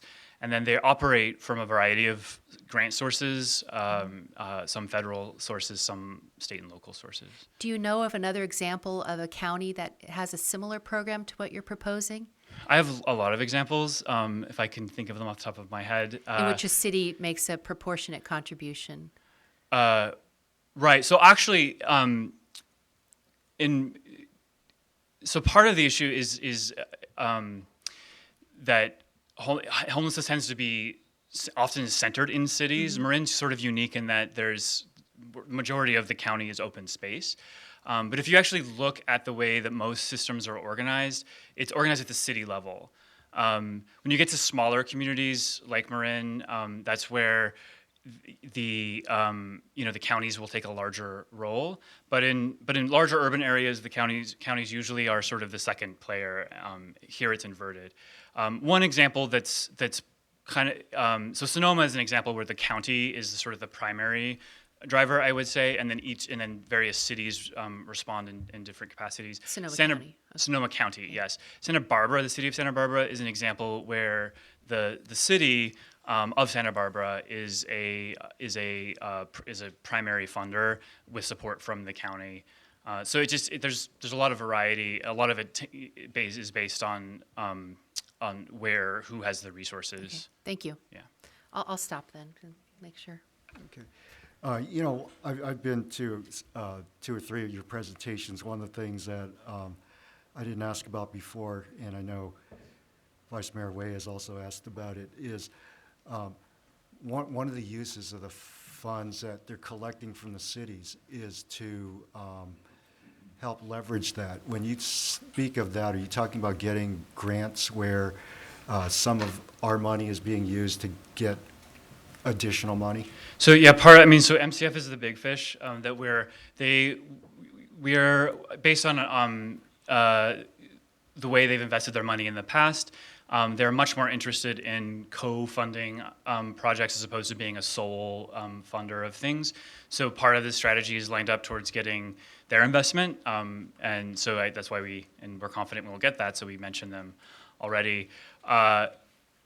There are most state, federal grants will fund programs with some history. So they usually define new programs as one that's been operating for a year. That's new. So in order to get any additional federal state funds, in most cases, we have to actually have something running before we qualify for funding. So that comes to us to find the resources to get something going, and then we look for avenues to sustain it and these other funding streams. Thank you. I'm sorry, I didn't ask you if you had No, questions. I figured do. you were the expert in this So, already. Jason, I met with Mary Kay Sweeney last week, Okay. and she did say that finding permanent housing is pretty much impossible at this moment. It's just no one has the land, and it's just a huge, difficult task, and no one wants it really in their own city. Right. So it's going to be, so because of the REST program, you're accommodating to the homeless people, and no one else is out there that's helping these 60-plus people to Right. find rest Right. during They're these not in cold rest. winters. They're on the street or On in the front street. of someone's Right. doorway. They're getting called. They're in an ambulance, getting called. Hauled to the emergency room because someone is worried about them. So yeah, it's not the ideal long-term solution for these people. But it's working given for the now. given the challenge we don't want to we can't tell people just wait outside for however many years it takes for us to build enough housing. We need to focus on housing and at the same time ensure the health and safety of people that are unhoused. Right. And with the help of the cities, you'll be able to have it go for 8 months, maybe even longer than that. Right.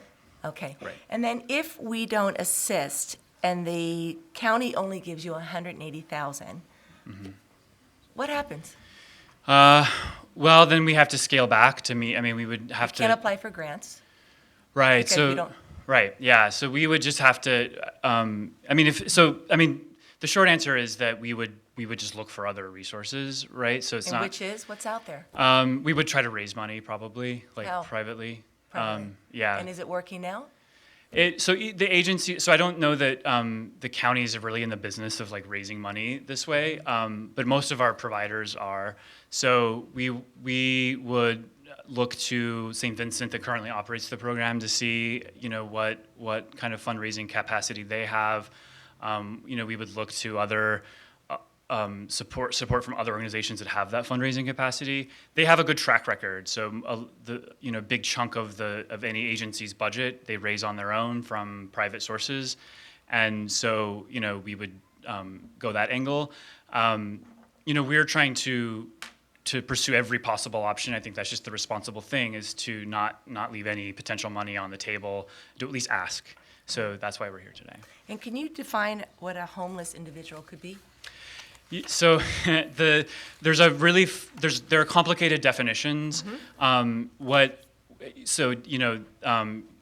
don't want to get into the details of that, but what I would say for purposes of who we're trying to help with this initiative, it's people who what we call literally homeless. Like they do not have a place to sleep. You don't have a place for human habitation to sleep. So we don't necessarily include people who are, living doubled up on a living room floor, but we're looking at people who are in their cars, who are literally just outside on the sidewalk, who are in tents, either in open space or sometimes under bridges. And then the last category I would include are people, liveaboards that live on boats that are not really intended for human habitation. Some boats are, but the ones we're talking about are falling apart and not intended for people to be living on. Right. Thank you. Okay, thank you. I'll open up this period of time. We have one more person, yeah. please. Yeah, for A members of the presentation. public? A Oh, okay, presentation. presentation. Yes. All right, sure. Thank you so much, Thank you, Jason. Jason. So this is Rachel DeGloria. Thank you so much for coming. Yes, She's been in the REST program, so I asked her to come to tell her story. So thank you for that. Thank you for welcoming me. Again, I'm Raquel DeGloria. Can you pull your mic down a little bit so we can get the volume Can and you hear also that? recording? Yeah, thank you. Yes, and I'm not a public speaker, so if you don't mind, I'll read a few things I jotted down in experience. So I became involved with St. Vincent de Paul in San Rafael as a rest guest in its last week of April 2013. I had lost my housing due to family conflicts that had me locked out of my house unexpectedly. I wandered the streets in San Rafael to look for homeless people and asked them what they do besides sleep on the street. One told me to go to Mill Street, and I did. And it was too late that night, and they told me to go to St. Vincent's in the morning. At St. Vincent, I found the REST program. Having no clue about homelessness and the community, I met the REST staff at 5 p.m. that night and saw other women where for the first time, for me, I was on the same level as a homeless woman. All the judgments and prejudices I had about homelessness ran through my mind. The smell, the dirt, the mental illness, and the low-income mentality. I looked around the St. Vincent office at these 15 women and was surprised at how many were normal and clean and carrying on conversations about normal activities, and they just didn't have housing. Later, when we arrived at the Wellness Center, we sat down to dinner with church volunteers who authentically enjoyed our company. I was blown away by this company I was in, the St. Vincent staff and the church volunteers, on the first night of this homelessness. I thought to myself, even though I would like to have my property back, this community and its service was beautiful. I hadn't had this kind of support in my own home and wondered how I could have missed this. Rest ended that week, and I went to Mill Street shelter and then to New Beginnings in Novato. There we paid for our beds, some people up to $300 a month, including me, and the staff was nothing like St. Vincent's and the congregations. I lost my job while I was there and couldn't regroup till I was back in the REST program. That following November, I went to the REST program the moment it opened, and even though it is only a meal and a place to sleep, there is an energy and chemistry that happens with St. Vincent and the congregations of the REST program that is a loving home and community that heals us women that have lost our homes. I met others like me, women that come from troubled homes that are not Section 8 or on drugs. We are employable and we just need a place to regroup. It was through returning to REST that I was finally able to find work as the atmosphere was conducive to rest. I had a gym membership so I could shower every day, and though I wasn't making enough for an apartment yet, I rented an office to store my clothes and stage my work days in preparation for the rest to end again in April 2014. My challenges weren't over. I've been through a couple of employers, and it may be that still in the back of my head, I'm not home yet. This past winter, I had the opportunity to work as a REST staff member, and it was equally as wonderful as being a REST guest. I saw other women like me change and feel the loving community of this combination of St. Vincent's and the congregations. These guests told me some of the same things I experienced as a guest, that the chemistry of St. Vincent and the congregations and the meal sharing brought women from many different backgrounds who normally would not be in the same room together and tolerate each other. At REST, we all learn more tolerance and patience for others we normally would judge.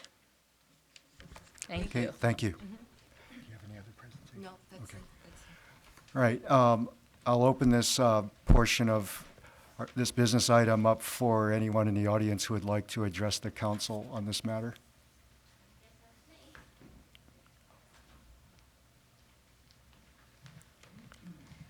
This may shock some of you. Okay, And can I have your name and? my name is Teresa Rose. And I have address? been volunteering at Ritter Center for several years. And I would like to tell you what the truth about homelessness is in Marin. Since the vast majority of homeless in Marin are people who are not from Marin, they have 300 clients. I counted 3. I can count the number of people from Marin on one hand.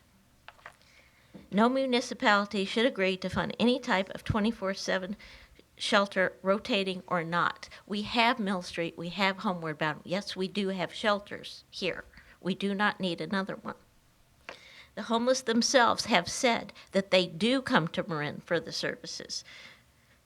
Any official of any currently operated program who says otherwise is either naive or lying. They do not want to go to other counties to do that job. They would like to bring them here instead. Many of them are criminals and sex offenders, both registered and not. Marin County is being used as a clearinghouse for sex offenders. Currently, there are 90 registered sex offenders in Marin on the Megan's Law website. In the last 5 years, that number has climbed to 308. The behavior of the homelessness alone is enough to make the voters think twice about allowing them any services at all. The only homeless in Marin who should be served are those who have lived and paid rent in Marin for some length of time.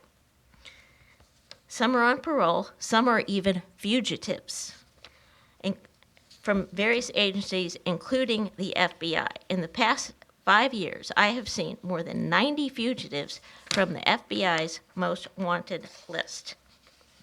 From other agencies, I have seen at least 60. That's a total of 150 people. The building at Ritter Center has a security camera outside. The fugitives most often use their real names, and they keep records of clients who have been there, so this can be proven. Some of them have stayed in Marin. One lives in a group home in Fairfax. She escaped 30 years ago. One was delivering pizza in San Rafael. A third used the laundromat in San Anselmo. He had been molesting children for 25 years. I have personally been repeatedly sexually harassed on the bus, in the parks, libraries, bus stops, and laundromat by these people, as I do not see well enough to drive. It is counterproductive to continue funding this type of behavior. Drinking, smoking, marijuana, using drugs in public, theft, violent assaults, and rape have all been committed by the homeless here in Marin. Homeless women have been raped in the showers at the Mill Street Center. I heard one homeless woman say she wouldn't go to Homeward Bound because of how they are treated by the staff. Clients there are not allowed time to seek employment in the fields for which they were trained.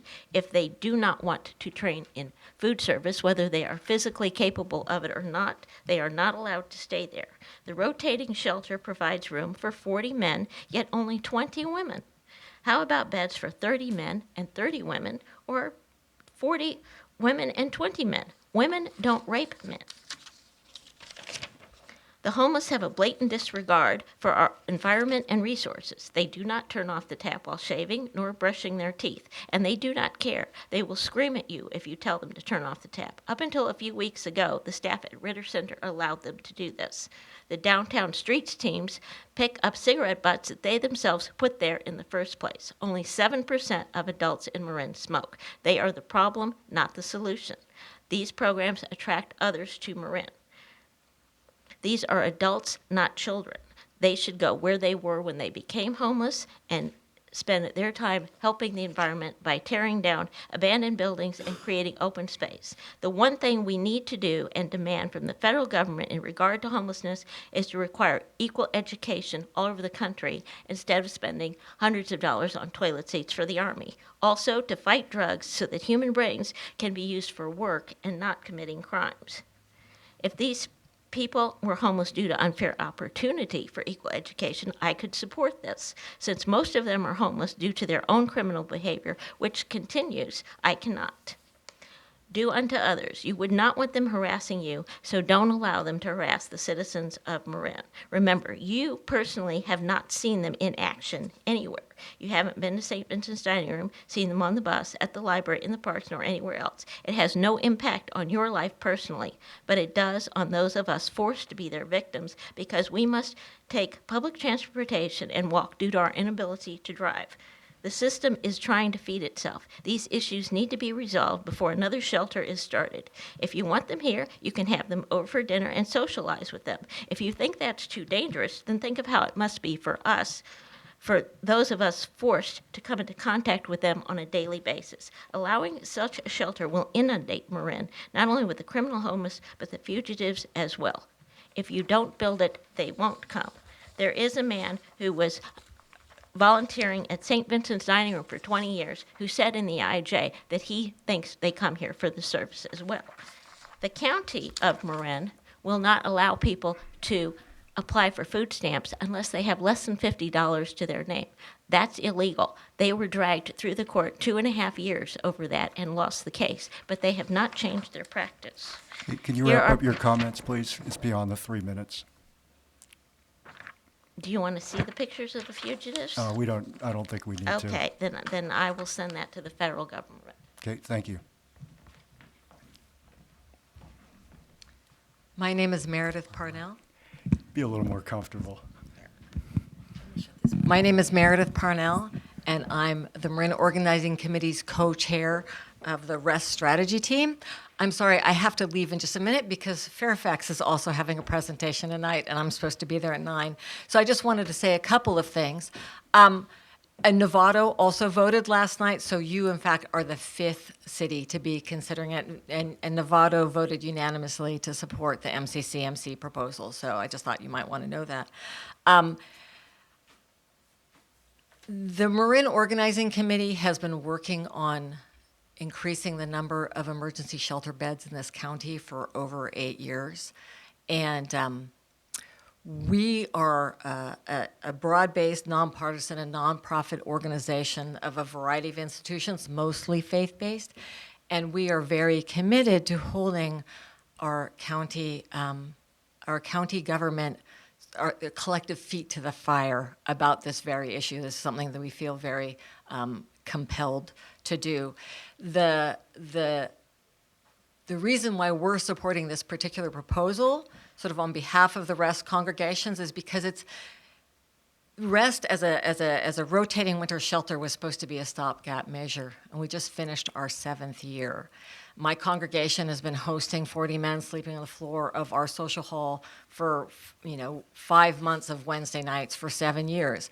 And we're happy to continue to do that, but it's still supposed to be a stopgap measure. And what we really like to do is work on getting the collective political will to build that 24/7 facility that's outlined in the 10-year plan to end homelessness. With a 3-year commitment, we will know that REST will be able to be expanded because we think it's a transformative program, and it will buy us the time to make those things happen. We're having conversations at the supervisorial level. We've been doing a lot of site exploration, and we think we can get some real traction. And if REST is a sort of a settled issue for the next 3 years, that's what our attention is going to be focused on. So I really implore you to consider this. I think it would be well worth the money that you would invest.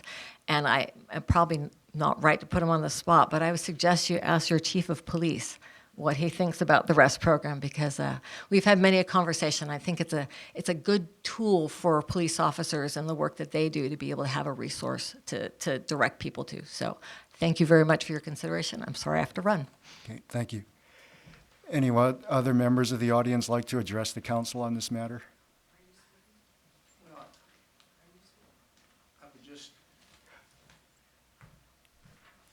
I'm John Reynolds. I live in the Canal, and I'm about the community, and I do see a lot of people who sleep in the parking lots and go to the library, and some of them are good friends, and we have good mutual conversations, and it'd be great to provide them with kind of towards a permanent place, on the way to housing. I would appreciate that. I'm a member of MOC too, but I'm also a member of First United Methodist Church, and I'm out and about and know the reality that there are a lot of people that have difficulties, mental health issues, and criminal records. That does happen. There's a variety of people in the homeless community, but there are people that really just need a place to sleep and get themselves together, like the one person said, and then they can move towards housing and jobs.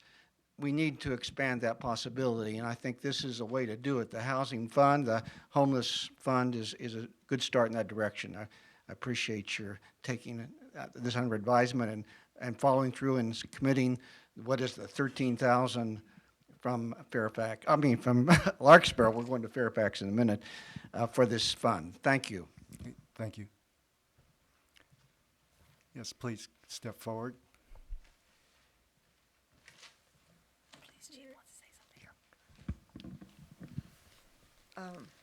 What is your name, please? My name is Mary Ellen Danahy. I'm a resident of Larkspur for the past 8 years, and I own a small business in Larkspur Landing. First of all, I want to thank Councilmember Morrison for the work that she has done in the Marin County Council of Mayors and Council Members, resulting in this proposal, and to fund the community homeless program. I support the proposal for 3 reasons. 1, homeless encampments in our hills present a serious fire risk. From my window, last year I watched the fire in Corte Madera spread out there past the shopping center, and that was pretty outrageous and scary. Also from my windows, I can see 2 of these camps in the hills. I can easily imagine a fire sweeping through the quarry and seriously endangering our community. I'm sure in that case, the town would incur more cost than the $13,000 that we are asking you to include in your budget. I believe a full-service homeless shelter would not only decrease the number of people living in the hills during the summer, but would also be a channel of communication for fire safety. 2, I have been an active member, active in the REST program for the past 7 years. We're called REST because it's a rotating emergency shelter, and I believe that's already been pretty well explained.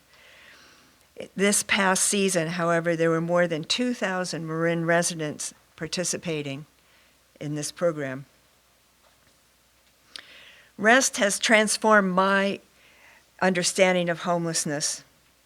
Some things I have learned, and this is a statistic I believe came from MOC and from the county, 80% of the homeless here are here because this is where they grew up or have lived here for years.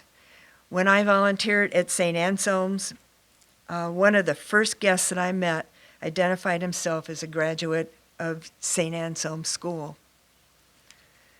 I've learned that many already have 1 or more jobs but don't earn enough to pay the high cost of living of housing here in Marin.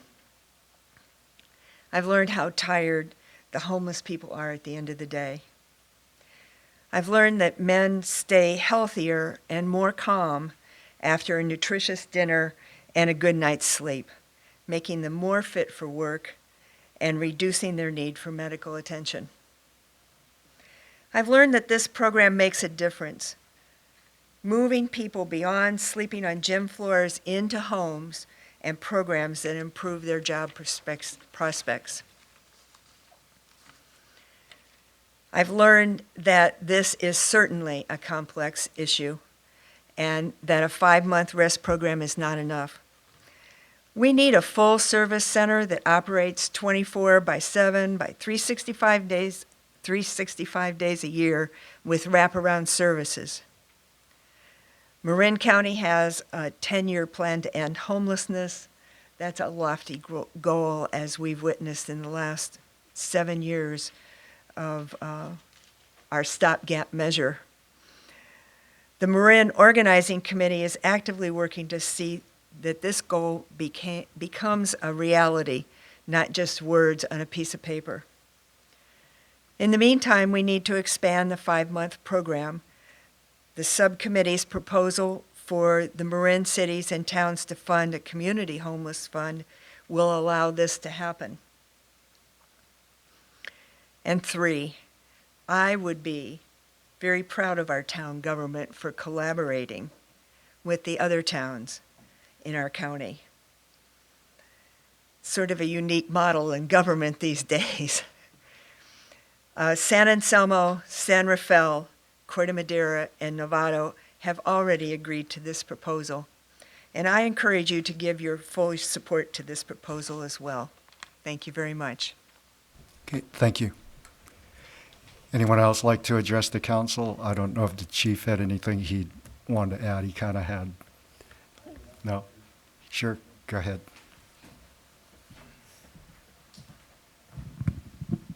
Mr. Mayor, members of the council, really quickly, it's not appropriate, obviously, for me to speak on the proposal, but just from a law enforcement perspective on homelessness and some of the things that I've heard in this room today, I'd just like to say, very familiar with REST. We've had them at 2 congregations within San Anselmo for 7 years, and I'm happy to report that we've never had one issue regarding the REST program at those 2 congregations in 7 years. And over the last couple of years, I've had the opportunity to work with Meredith and her team, and pretty amazing what they do and the resources and the sense of community. It's very inspiring, and it's really educated actually our whole chiefs group and the sheriff. We now talk about homeless issues and what we're seeing and trying to put a face on it, and then help with statistics and resources to provide to the county so we can get a full picture of what we're talking about.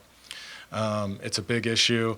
I think the leadership today in our government has never been better. We've never been positioned better to problem solve this issue.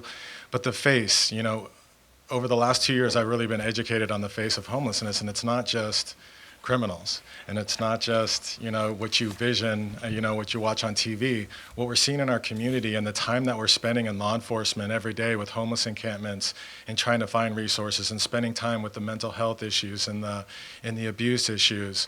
We're spending a lot of money and time and effort on that in law enforcement. The thing that's truly heartbreaking, and if we didn't have the REST program in our county, if that were to ever end in the last 7 years or moving forward, I don't know what this county would look like. It would be scary, because what we're seeing is a lot of our community becoming homeless, victims of domestic violence, people just down in their luck, and we're finding more and more people in their cars. And there are community members with kids in that car. They have nowhere to go. And to have REST as a resource, and our resources that we have currently in the county, they're necessary to handle that problem. And so just from a law enforcement perspective, it's a big issue. Like I said, I think I've really been educated over the last couple of years with Meredith and her team. I mean, it's really inspirational what they're doing. And ultimately, we have to find a permanent shelter, and hopefully at the county level, we can get there. So, thank you. Okay, thank you. Yeah. Thank you, Chief. I also just want to, so Dan, you mentioned earlier that the new payment plan for the loan from the bridge fund to general fund, if we go ahead and try to formulate a new payment plan, that we'd have $30,000 left for unfunded items. Is that correct? Is that what I saw up there?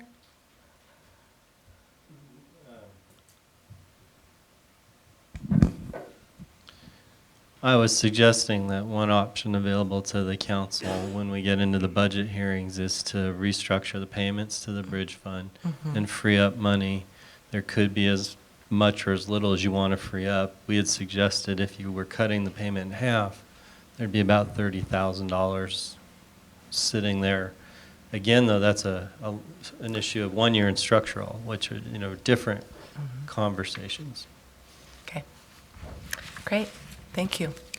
Okay, if no other members of the audience have comments they want to make to the council, I'll bring this back to our council for discussion.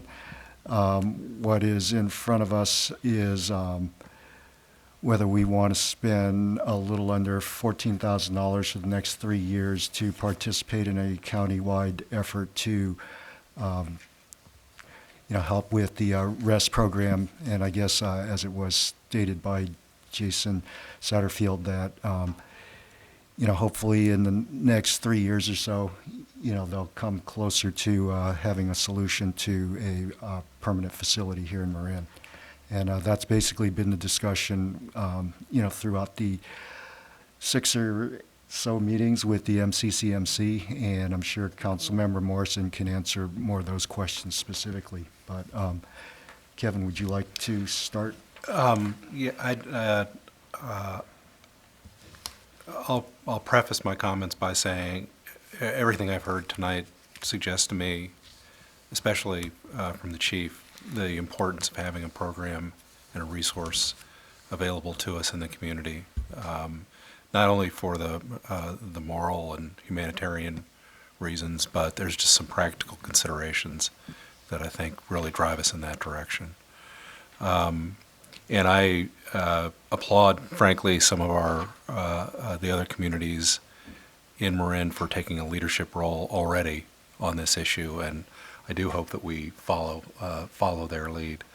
I do want to see if we go this direction that we can structure it in a way that encourages our other communities that haven't gotten to that point, and that includes the county, to the extent that there's any uncertainty about their commitments, to help drive that process forward. And I don't want to suggest that we make any commitment that we would endorse tonight to be contingent on actions by other agencies, but to the extent that we do go in the direction of supporting this proposal, I'd like it to at least go along with a statement of encouragement to cities that have not yet had an opportunity to address this in a positive way, and really encourage all of the communities within Marin County to support this. Okay, thank you. Vice Mayor Waive? This has been a challenging thing for me to think about as a nurse and also as somebody who's well aware of what the law enforcement and the community issues are about homelessness. And working as a public health nurse, I've seen it firsthand in some ways. But I have a lot of concerns that this may be just another stopgap measure that really will take the responsibility away from where I believe and what I think I've seen through some of the reports where it should be, and that's on the county level, with true leadership from our county supervisors. And one proposal is to have not a czar, but a primary authority in charge and responsible for assessing goals and outcomes of programs. Of the $15 million that's spent, I'm not sure whether adding an additional $260,000, the 180 from the towns and the 180 from the county, is going to get us any further than where we are now. So I heard a lot of really positive things from Jason. A lot of it was, we hope that this will work, and we hope that we'll get some more commitment from the county. I'm just not confident that I want to spend Larkspur's money on a place where we don't really have definable goals. So that's where I'm coming down on it. Councilmember Morrison? Okay. As Jason said earlier tonight, if we don't find the funding, the REST program may not continue for the years that's needed to find permanent shelter. So I highly support, I've seen the REST in action, like the chief mentioned. It is a need out there, and if it no longer exists, we are all going to face more homelessness problems, and it's only going to, homelessness looks like it's only going to continue to grow. So I highly, highly support giving money to this effort to try to find a solution to end homelessness, and that's it. Thank you. Okay. I've made these comments to the MCCMC group before. I'm really not a member of that committee. I'm the alternate for the alternate, and a couple times I had to show up because our two primary people weren't there. But I did get, more of a firsthand education on this, and yeah, it doesn't offer the silver bullet, but I think what happens at this point is that you have people who are in need, and that need needs to be addressed, on a daily basis. And one of the things we learned, I think, in the presentation was the fact that although the burden has been placed primarily on San Rafael and Novato, that this is really a countywide problem. And we would probably see more homelessness in Larkspur or the Twin Cities if those facilities were here. But because the facilities and the services are in San Rafael and Novato primarily, they tend to migrate, towards those communities. And I see this really as part of our, let's just say, regional obligation to, help support, a problem that's really a countywide one. In terms of funding, we heard that we're going to be short. I hope that through this next budget discussion process over the course of the next several meetings that, maybe we can figure out a way to make this work. We certainly saved, money by not participating in the MTA for another year. So that would have cost us probably more. I would say I'm supportive of this. I'd like to try and make this work, and we can continue to have the discussion in terms of what making it work means from a budget standpoint. But I would like to join, colleagues and other counterparts, in the county who are looking at this as trying to solve a regional problem. I just add one footnote to comments, and partly in response to Councilmember Waive, which in your perceptive observations about and concerns about how monies have been spent in the past to address this issue, and I understand that and don't dispute it at all. One of the things that I did find kind of compelling in this proposal, though, is the fact that the cities are playing a role. It's not just being pushed to the county, because I think that gives the program some accountability to the cities and to us to make sure it is done right, and it gives us an opportunity to say, if we don't think it is being done right, that it's not being done right, and we want changes to occur within the program. So the fact that we do have that role in this current proposal gives me some comfort that some of the concerns that you expressed about the way similar programs may have been administered in the past, that we may be able to avoid some of those difficulties and really work with the community at large and the other cities in particular within the community to make this effective and meet our needs in the city of Larkspur. Yeah, I think that's a great point, and I think the leverage that we have with the MCCMC at this point, being an elected body, can force that discussion in the next 3 years as part of this transitional period to get them to address the things that are considered deficient and ineffective at this point. And I think you're going to be really pleasantly surprised that all the cities, most of the cities are going to say yes. So it's a source that's well needed. I assumed it was just a timing issue more than anything else, but I do want to get that out there, that this is a collective process. This is not something that we're doing on our own. That's correct. Or that San Rafael is doing on our own. It's something that we all should pursue, I believe, and we should strongly encourage those communities that haven't gotten to it yet to get to it. To help resolve the problem. Let it go forward. Great. Oh, yes. I thought it might be helpful if I made a few comments, Mr. Mayor. And if I can be allowed to make one comment on behalf of the managers who were referenced a lot tonight, and I don't think it was exactly represented correctly what the managers are doing.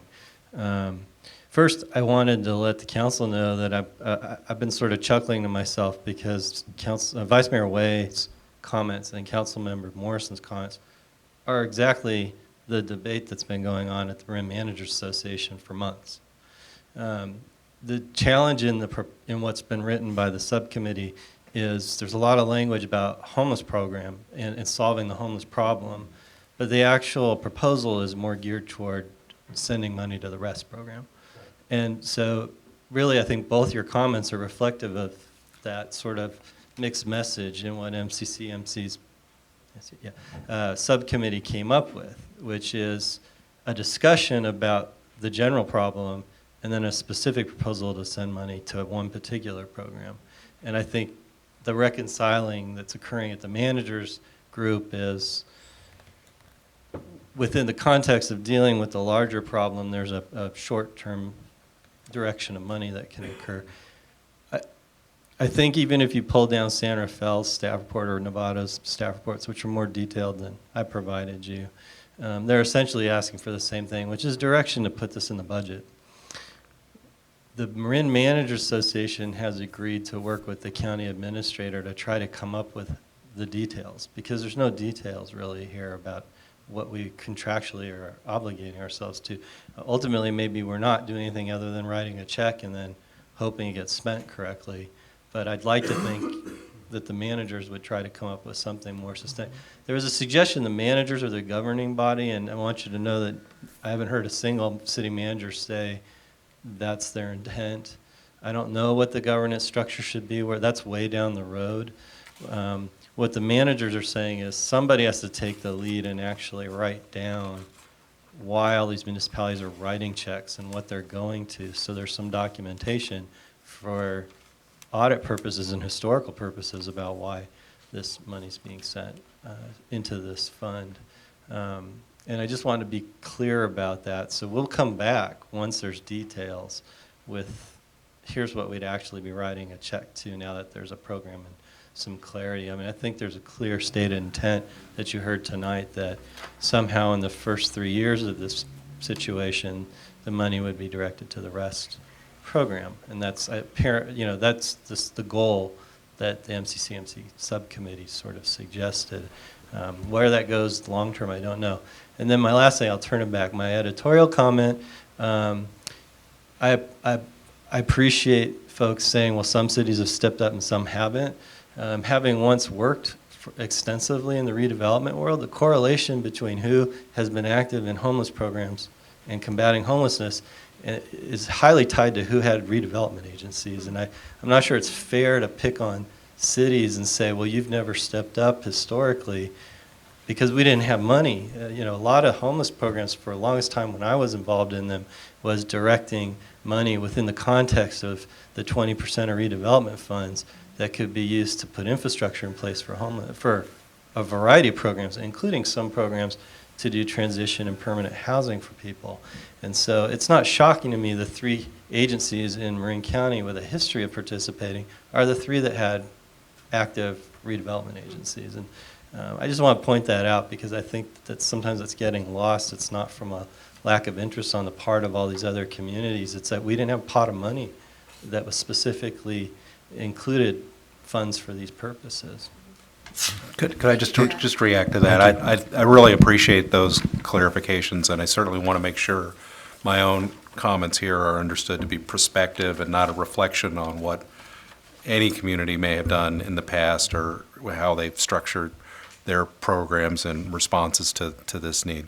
This is all kind of looking forward. And again, from my perspective, you know, I talked a little bit about the importance to me of the fact that individual communities would be invested in this program. I think it does create a level of accountability that might not otherwise exist.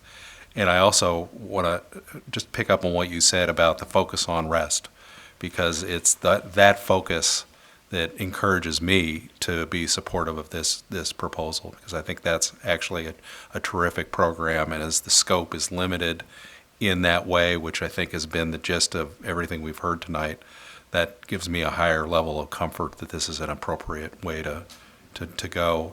And we understand you're only getting limited direction tonight from us in terms of setting budgetary priorities.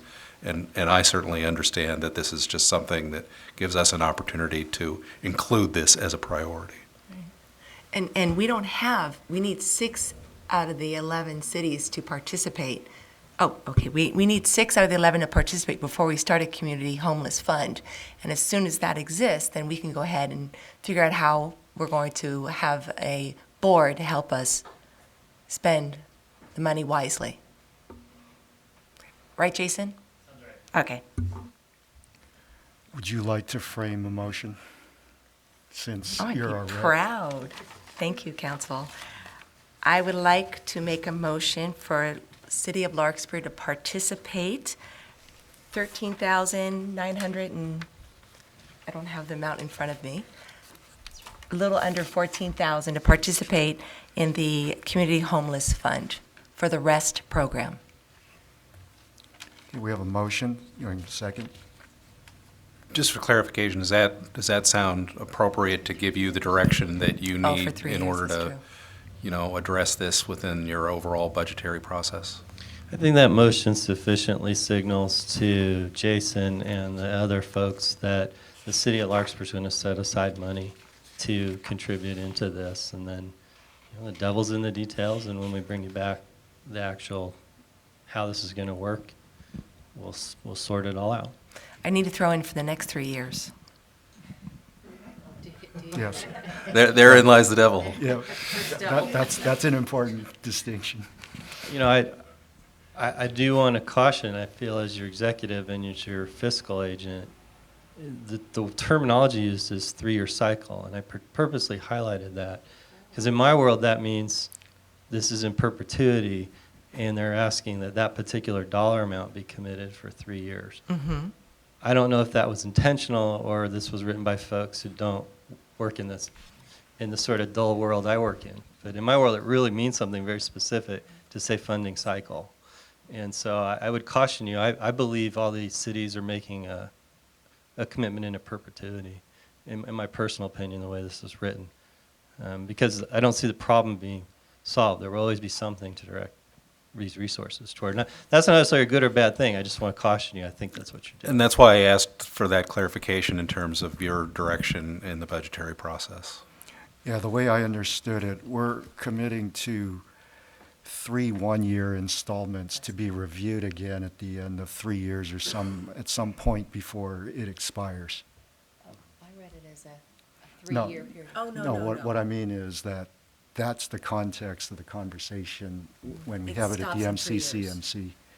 Yeah, I mean, if they, as far as I know and understand, if they want to go longer, they're going to need to bring this back to all the councils. Yeah. Yeah. Right. And I would imagine even if we get into the program and we have opportunities to reassess how things are going, we'll have that opportunity, again, just as part of the budgetary process. And I think all we're really doing here tonight is, again, setting this as a priority to include within our budgetary process. And with that clarification, I'm happy to second the motion. Motion and second. All in favor, say aye. Aye. Aye. Opposed? Opposed. Okay. You have the record on that. Okay. All right. We Thank should you. probably state that for the record. I think that's what the law says. So we should acknowledge a no vote from Vice Mayor Way and an absent by Councilmember Hilmer. Okay. So 3 to Thank you. 1. All right, so at this point, council has been in session for 3 hours, so has members of our staff. Let's take a quick 2 or 3 minute break so that we can clear the council chambers for those who don't want to stay, but you're welcome to review the rest of the information we have for the budgeting from our department heads.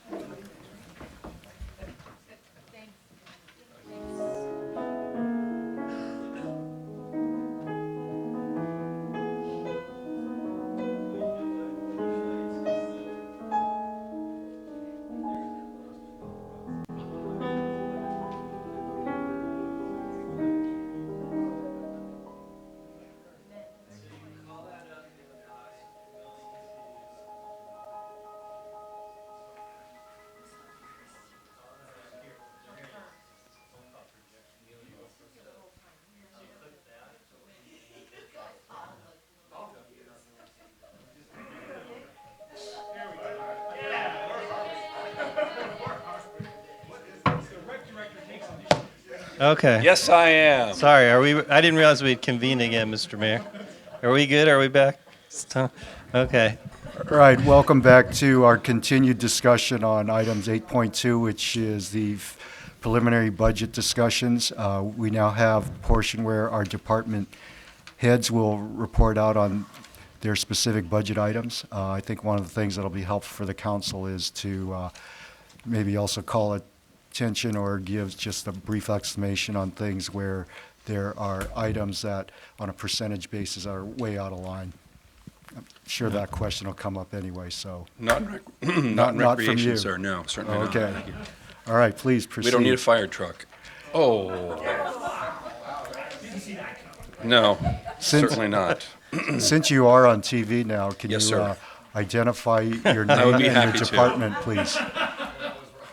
I am not tonight's comedic event. I am indeed Dick Whitley with the City of Larkspur Recreation Department. I am the director. Thank you. Thank you, sir. Good evening, Mayor Chu, members of the council.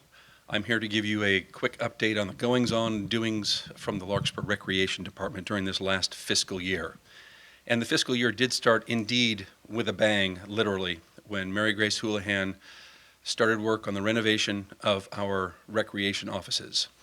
Supervisor Shannon Clegg, part-time administrative assistant Tony DeFrancis, and I left the comfy confines of our 11-year-old office and moved to a double-wide trailer in Piper Park. Now, that is full circle for the Recreation Department. We started off in Piper Park 11 years ago with a single-wide. This year, however, we had the benefit of indoor plumbing. We're moving on up. The renovation of our office went at top speed with contractors and members of the Public Works Department moving walls, moving utilities, and putting finishing touches on the building. We were out for the summer, back in the fall, and as a result. We appreciate very much the effort that the guys, pardon me, I have an allergy, that the guys put into this, as well as Mary Grace, and to the council as well for allowing this project to go forward. We're also working on ways to capitalize on our new office configuration. And in the absence of former Recreation Supervisor Shannon Clegg, who is doing very well with the city of Calistoga as the recreation manager, our summer school director has jumped in to help with the programming side of looking forward and how to program this new building. Our summer school director is Erin Duggan, and she has a recreation degree from San Francisco State. So she's been very helpful in putting forward significant ideas to augment our programming opportunities, and we're working on that going forward. Our thanks also go out during this time that we're shorthanded to Tony DeFrancis, who is our administrative assistant. She has stepped up and gone beyond and above what is ordinarily expected of her in this, what we call the silly season for recreation. We're getting ready for summer school, etc. Speaking of employees, I have extended an offer to a prospective recreation supervisor applicant candidate, and that offer has been accepted. If all goes well, I hope to be back to full staff strength by the end of May. Our super cool summer school is on its way to another great session this summer. In fact, the fire chief's darling daughter has applied for an aide position. Not sure if she's going to get it, but we'll see what happens. The summer school runs two-week sessions during the summer in June and July. And during our annual 2-day registration effort, although we didn't set a record with this couple of weeks ago, we processed more than 500 individual registration forms, which we're very happy with, and it points to another successful summer for us. And since you were so good as to ask, the most popular summer school classes indeed are, somehow, not surprisingly, affiliated with food. We have classes entitled Young Master Chefs, Crazy Concoctions, and Edible Science, and those classes were closed off the first day of registration. This summer, we'll also see the return of our annual summer rental, which is Camp Doodles. And they occupy the gym for the course of 7 or 8 weeks during the course of the summer. It's a day camp for children in grades K through 7, and Doodles has rented our gym for the last 2 summers, and we appreciate from them a steady stream of revenue, which we might not normally see during slack time during the summer months. We've also secured a long-term summer rental for our new community room over the summer, and it's called Fashion Camp, and that's where young people learn about fashion design and convert their designs into reality by sewing their creations together over the course of 2 weeks. After 33 years, the community garden continues to be as popular as ever, with an average wait time of 3 years to come off the wait list and get a plot. For the last 32 years, our volunteer coordinator, Stephen Connor, has overseen garden operations and done it very, very well. The garden remains organic, well-maintained, and a source of fresh produce for the Marin Food Bank through individual gardeners' generous donations during the summer. The Twin Cities Children's Center turns 40 this year, managed for the last 39 years by director Sandy Petro. And this past year, Sandy has had to operate with the theory of the glass half full. As you know, the Twin Cities Children's Center sits on the Neil Cummins campus, and that's their primary source of kids coming in and taking advantage of the program. Because of overcrowding at Neil Cummins, the Larkspur Corte Madera School District decided to open up the Cove School, which took a whole lot of the center's participants with them over to the other side of Corte Madera. So Sandy has been working very hard. She's been very proactive on looking at ways to alleviate the impact to her staff and her operations, and I think she's done a very, very good job, and I congratulate Sandy for being able to plan for a future that keeps shifting on her. This was the second year that the University of San Francisco Dons women's sand volleyball team has listed Piper Park as their home turf. There were 2 tournaments held this spring, with the Dons hosting Cal Berkeley, SF State, and St. Mary's College, and they had a winning record within their group. Last year, Hawaii and USC came to Piper Park and took advantage of the time and effort there, visited local merchants, so we think this is very much a win-win. Mary Grace Houlihan met today with the USF Dons sand volleyball coach and several local women's sand volleyball enthusiasts to discuss the possibility of replacing the sand in the volleyball courts, which is upwards of 20 years old. So that is, other than the fact I had to substitute teach this afternoon for a program after school, I would have been in the same room discussing that with them at that time. Our joint operations with Corte Madera Recreation Department continue. In addition to our twice annual brochure, we alternate the egg hunt every other year with the Recreation Department. And we have a new project that we're co-sponsoring with Corte Madera Recreation and the Corte Madera Chamber of Commerce. This coming Independence Day, it's the July 4th Fun Run and Walk. The course follows the parade route from Piper Park to Town Park, and we will be able to begin our run walk just before the parade starts, ensuring that the route is well marked, that there's a police presence along the route, and that there will be a cheering section built in all along the way. Finally, I continue to enjoy collaborating with Library Director Francis Gordon on the Library and Community Center project. We've been able to work effectively together to create future opportunities for collaboration and to offer ideas for programming. All this effort is designed to ensure that the new Larkspur Library and Community Center, when built, will be a destination for the citizens of Greenbrae and Larkspur, as well as surrounding communities. And as for the next fiscal year, we're looking forward to new blood with a new supervisor and new programming. We have a renovated facility and opportunities for additional revenues, which we have not had in the past. And based on the big hits mentioned earlier by Finance Director Orm, we've been asked to take our own hit of 1.7% this year, which we can certainly do, and manage operations going forward. And I'm happy to answer any questions. Great, thank you. Any questions for our Parks Director, Mr. Whitley? Excellent presentation. Thank you very much. Yeah, you set the bar high. Okay, Bob's ready to go into the bus.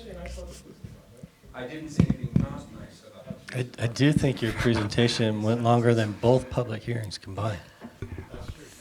Okay, so. Dick, that was very impressive. Who's up next? Thank you, Dick. Thank you. You know, people, as Todd's we gonna move go. Todd to the microphone, people always wonder if having cameras is going to affect the behavior of folks. Clearly, it's not going to No, it affect the hasn't behavior of the affected department heads. Good, we don't want it to. This is in color.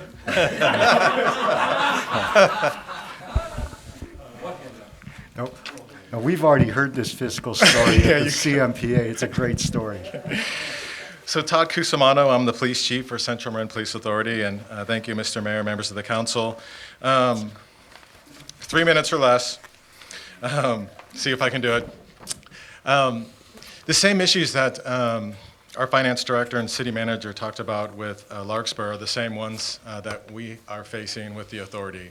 The OPEB, unfunded liabilities, and the PERS lump sum payments. I think we have a story to be told for Central Marin Police Authority, and we've talked about it the last few years. A lot of our assumptions and things that we've done haven't been one-year hits. They've been short-term and long-term solutions, and we continue to go through that. Some of those, the solutions and changes that we've made over the years after the consolidation, primarily the dispatch merge that we're doing this year in September of this year, will save us about $500,000. And Lieutenant Smith retired in 2014, and as you know, we flattened the organization at the top organization-wise and eliminated that spot. Those two changes right there allowed us to save approximately $700,000.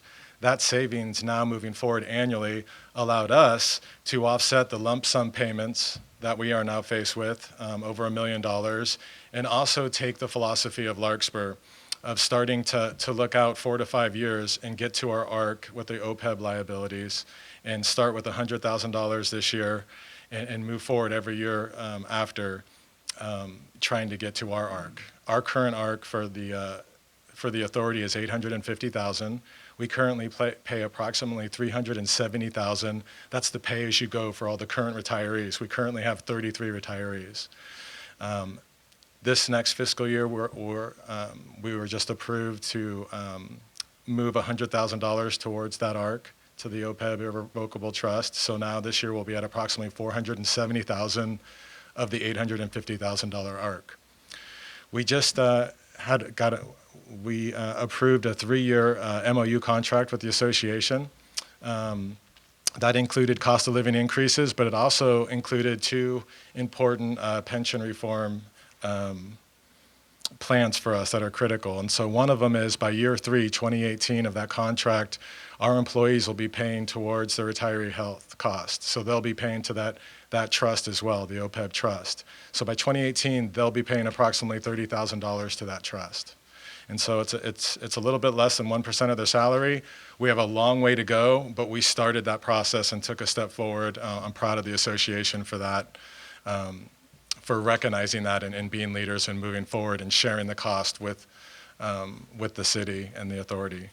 Another important reform is that the employees now pay 9% towards their employee portion of PERS. By 2018, they'll pay an additional 3% of the employer share of PERS. And again, we still have a long way to go, but they're headed in the right direction and sharing in those costs. With all of those changes that we've made, there's one other issue, and as the city manager and finance director talked about, and since January, I've lost sleep over this because there's a lot of moving parts to this. And so Kathy Orm has really helped us with our plan. We have another issue that we're faced with, and it's our workers' comp cost. You know, in public safety, it's been rising every year. We were blessed when we were Twin Cities, we were able to balance that insurance fund that is outside, it's an account outside of our current budget that we're talking about. And we've been able to balance it every year, and that fund has gone in the negative. And so beginning this current fiscal year and moving forward, we're going to start budgeting $200,000 annually to balance it and then start to pay down our insurance fund. We also are anticipating, we're currently, we have a savings projected in our budget this year with Lieutenant Smith's retirement and some other changes that we've made. And so Kathy and I are going to work with the management committee to make sure that that savings will go directly to the insurance fund as well at the end of this year. So with all those changes, we're able to add the $100,000 to the OPEB trust. We're able to offset the lump sum payments with PERS. And as you'll see, we're able to keep our budget completely flat. So it's at exactly $3.344 million. If you go back, and this is the story to be told now for us, and with Councilmember Morrison and Mayor Chu have been a big part of this strategy and expectation that we're making reforms.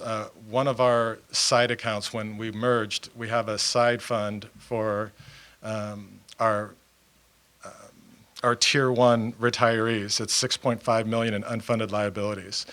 And so what we did is the lump sum payments are projected out 30 years.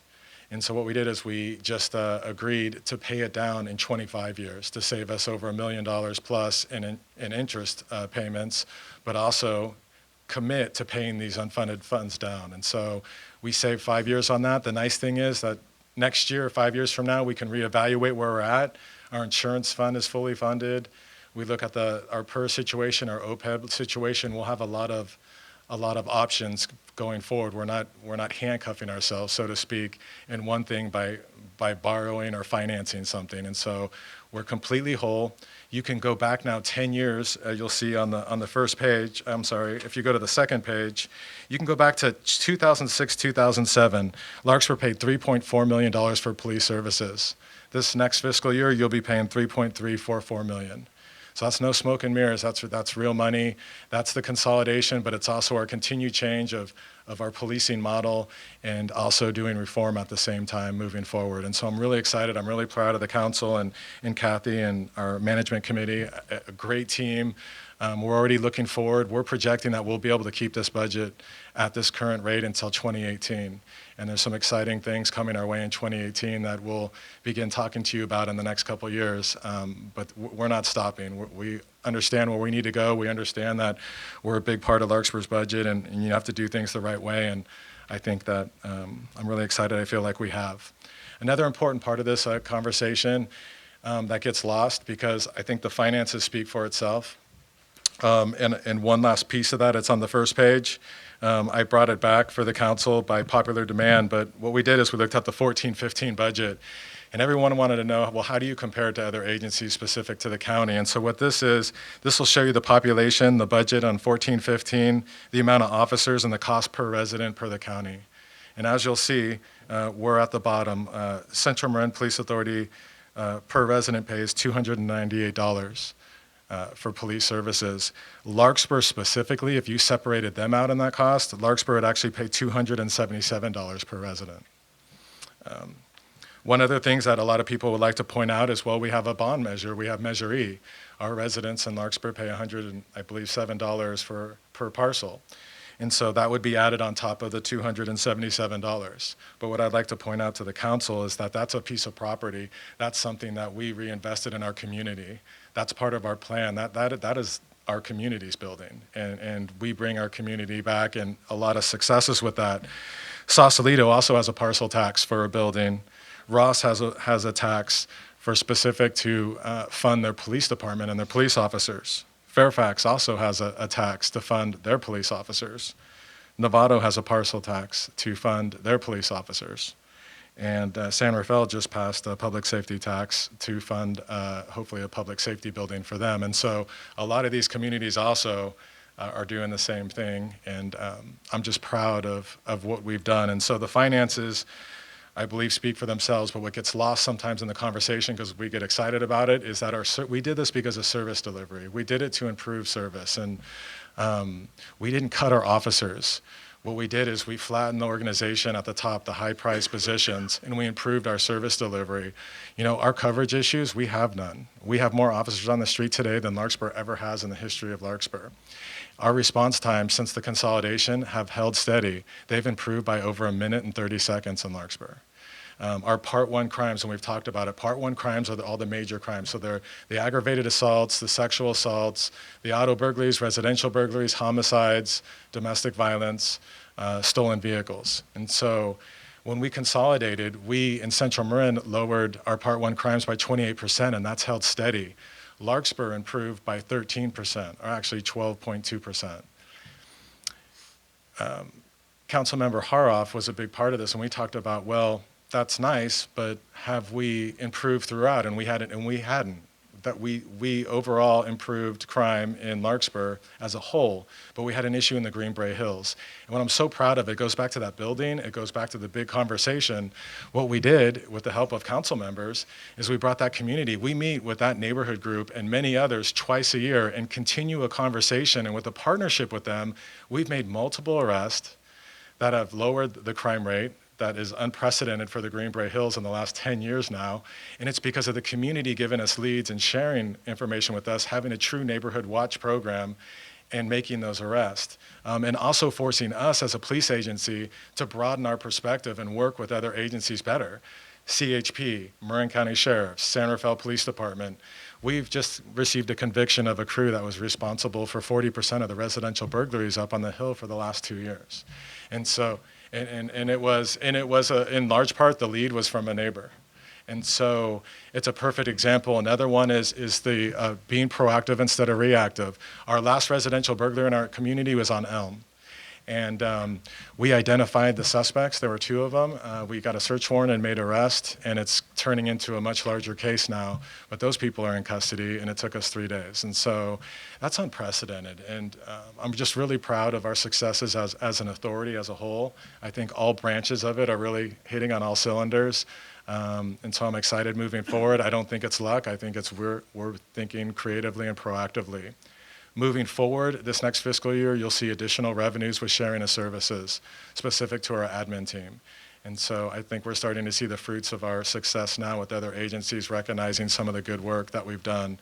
And you'll see that coming forward too, so look out for that. So with that, I'd be happy to answer any questions.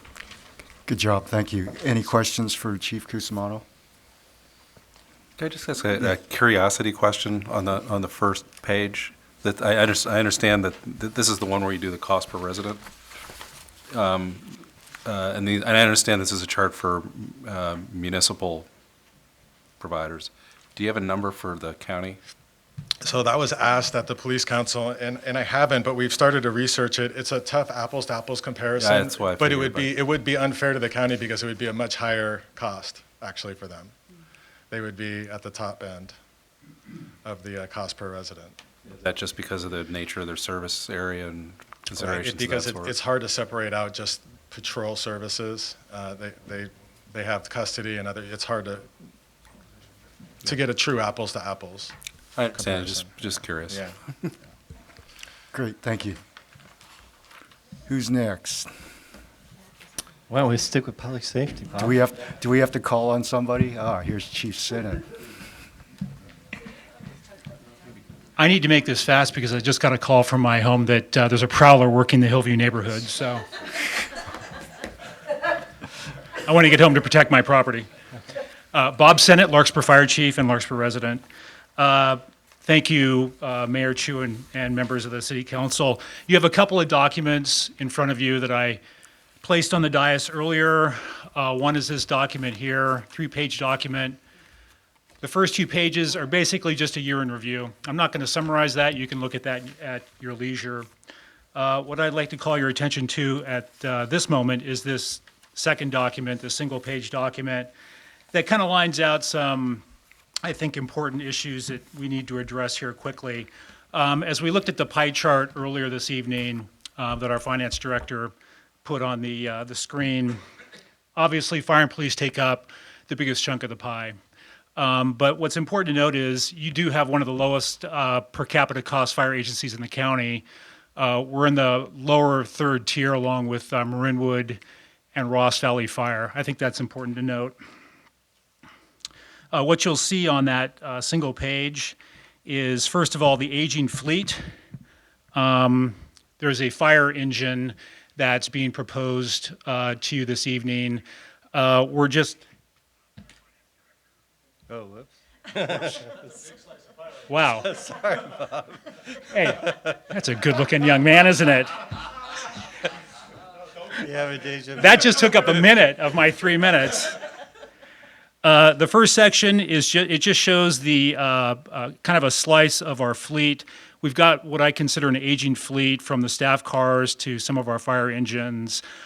Staff car 2000 Ford sedan, fire engines, obviously from the 90s. It gives you an industry replacement schedule off to the right-hand side in that column, and you'll see that we're well beyond our replacement. And the reason why we do that is we're keeping our fire apparatus, our vehicles, as long as we possibly can, trying to maintain them to the best of our ability. But as you can see, we're way beyond what is typical for replacing our vehicles.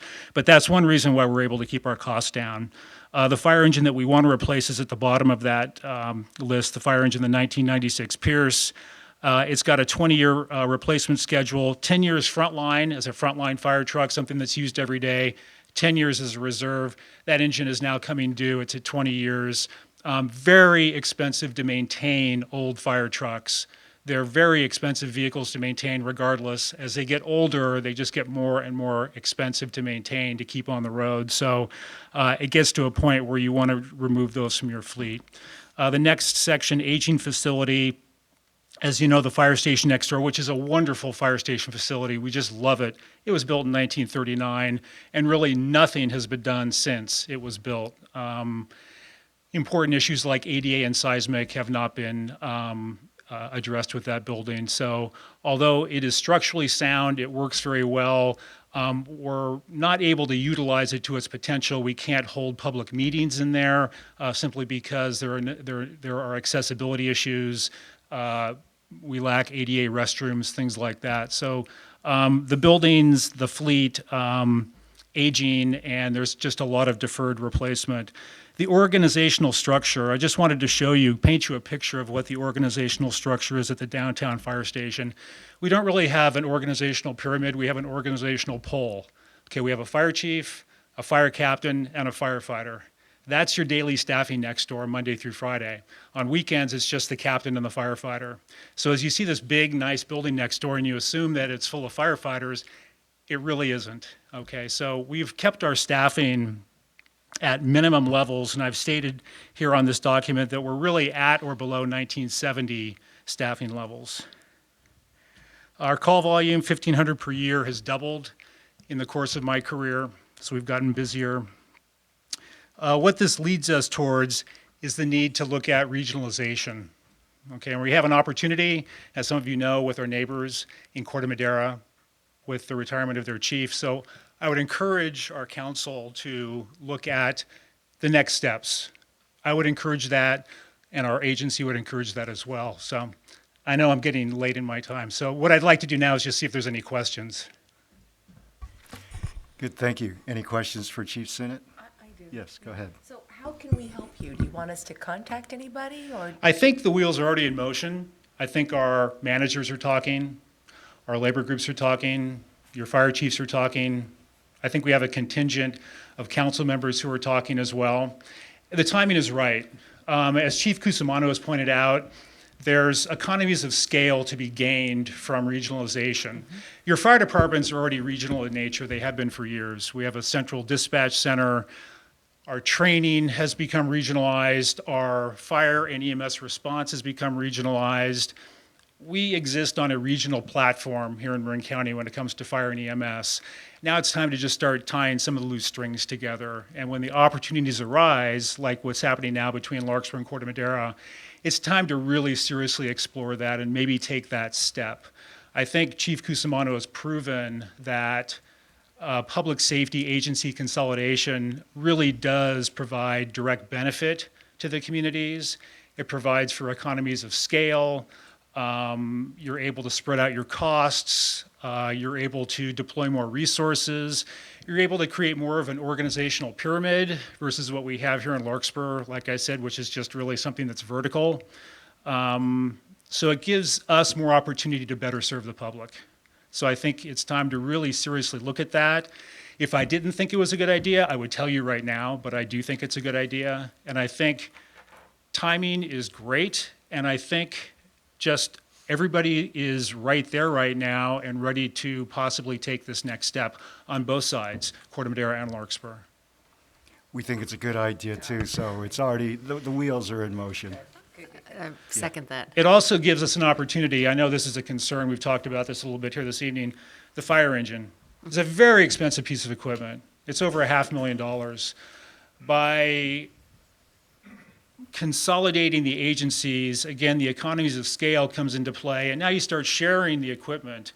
And now possibly Corte Madera has reserve equipment that isn't as old as ours that will allow us to push out fire engine costs a few years and then possibly share them with the agencies that are now gathered into this new agency or this new regionalization partnership. So again, there's opportunities, and I'd like you to know, Vice Mayor Waive, that we're circling the airport on that fire engine purchase. We're not committing to anything yet because of the fact that we want to look at this next step with Corte Madera. So it could potentially enable us to hold off on that purchase for this year or possibly the next few years to come, and then to share it with our neighbors. So those are important things to keep in mind. We've really cut our agency to the bone. To be honest with you, there isn't a lot of money to save at this point through consolidation, but it just, like Chief Cusimano will enable us to better serve the community. Thank you. I think what you're going to see, though, and we'll let the analysis play itself out, is that over the long term, much has been demonstrated with the CMPA that your costs stay flat while everybody else is going up. And service goes up. Yeah, and it's not like you haven't done anything, because I think we appreciate the efforts with San Rafael and sharing battalion chiefs and other programs that you've done, work with other agencies in the Ross Valley. So. Yeah, this is a big opportunity for us, and we agree. Thank you. Thank you. Yes, go I ahead. have one question. Yes. It's destined to be an overwhelming wildfire season this year, statewide. And I know we send mutual aid support. Yes, we do. How do you feel confident that we're pretty staffed to be able to do that? Yes. And how about the compensation from the state for that? Is that It's actually, this year, it's been really good. okay? A few years ago, during the economic downturn, there was a large delay, but this year it's been very good. Last year was a record season for out-of-county responses. What I tend to tell the public here in Marin County is our fire season in Marin typically is the same from year to year because we enjoy the marine influence.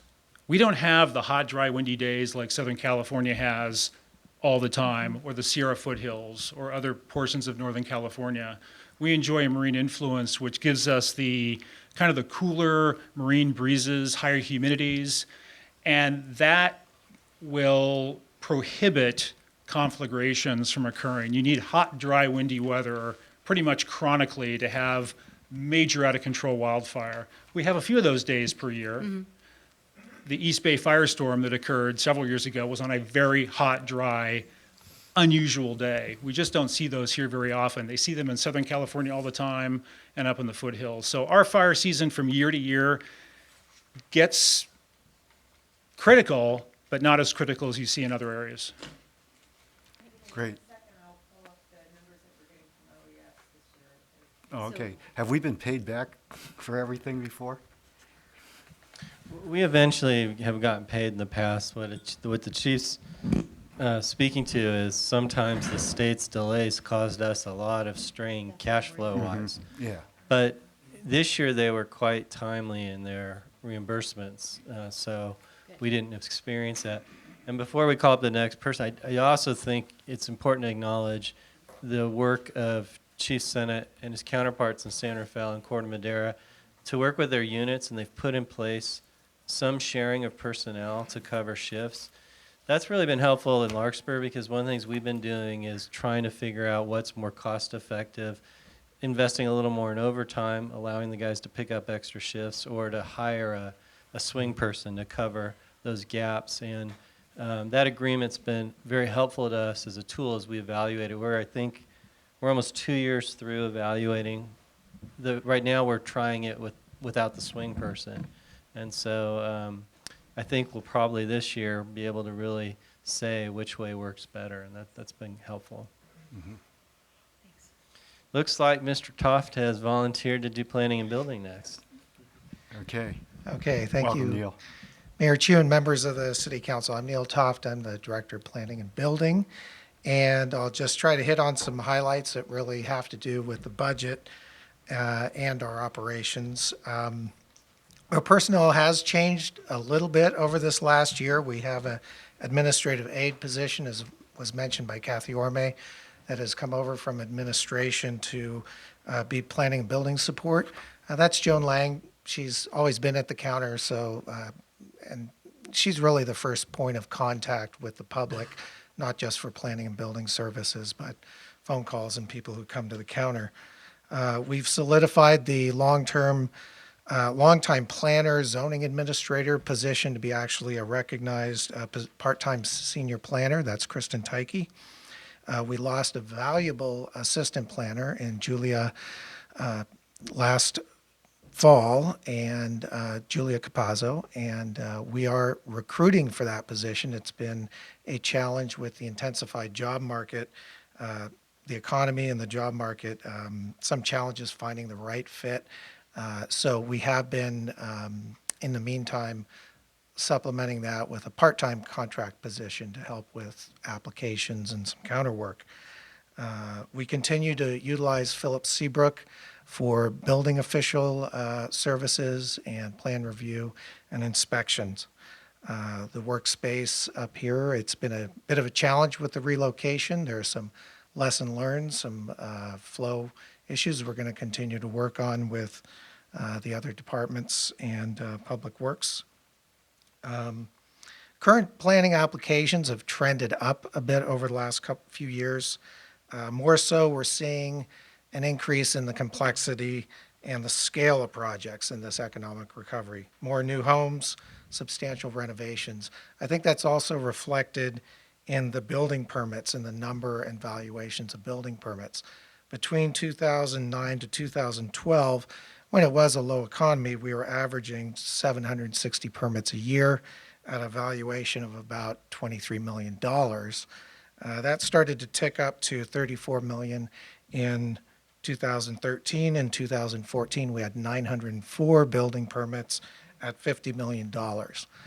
Some of that, obviously, is a reflection of the Rose Lane project, which were new homes, some large homes, and certainly ticked up the number. But in 2015, up through April, we're still on a trend to hit 900 permits through this year. We have 300 so far, and maybe about 30 million in valuation. So I think with the economy, we're seeing a lot of activity, and we're pretty busy with current planning and commercial and residential projects. We're fortunate to retain these building services. They've been very flexible in responding to the increased demand and need for inspection. So I think we've kept up a pretty good pace in keeping permits rolling and keeping inspections going. I'd also like to add the complexity and review of and inspection has increased somewhat with new CalGreen standards, urban runoff standards we've been working with DPW, and our C&D ordinance. We're really taking in more permits that just involve flat work, things that we used to really not get involved with. So that's getting a little bit more added workload. We're working on improving permit tracking and cost recovery, particularly through working with engineering and the DPW permits for encroachment permits and grading. We continue to work on records retention. We've got a pretty solid process for doing laserfish for planning applications. We need to work on building plans. We're working on the challenging process for retention of the old archive building permit records and microfiche. Bob has a need for a fire engine. I really have a need for a new microfiche system. So that's something we're going to work on. You know, Neil, I think the chief's more likely to get a fire truck before we give you a new microfiche machine. I think that's probably the case. Some things we've done, did update the ordinances on the density bonus and transitional housing. That helped put us in a position for the streamlined review for the housing element. As I've noted to the council, we have received HCD approval for the streamlined element that's coming back to the city council. So that's an element update that sets us, it really carries over our sites and policies, current general plan policies for the next 8 years under housing community development. And we've done that largely in-house with very limited assistance or consulting services. We also amended the circulation element to include complete streets initiatives to keep us on track for certain transportation and bike and infrastructure funding. Goals for the upcoming year continue to work with permit tracking, coordinated inspection, reporting, and cost recovery, and particularly workflow protocol for interdepartmental review. With our new stormwater quality standards, there's a real need to work with public works and engineering to make sure projects are compliant with NPDES requirements. We have no major building code upgrades to do.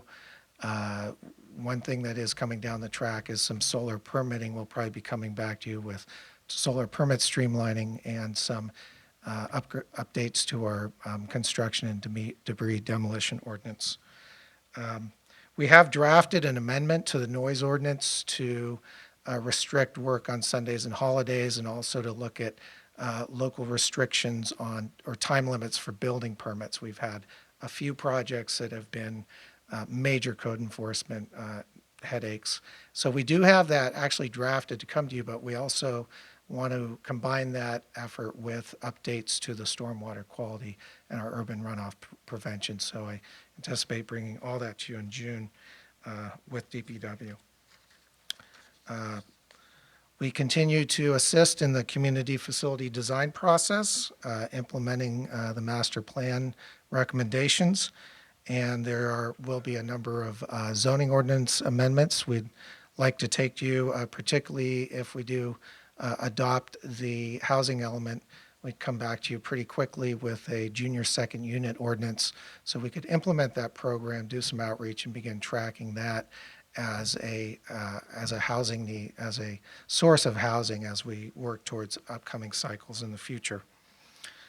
Also expanding the role of the zoning administrator. A few other things we'd like to work with, but most of all, one of the major projects once we get past the housing element is to get back into the general plan update. We do have a draft. The general plan advisory committee did a lot of good work a few years ago, updating our current general plan.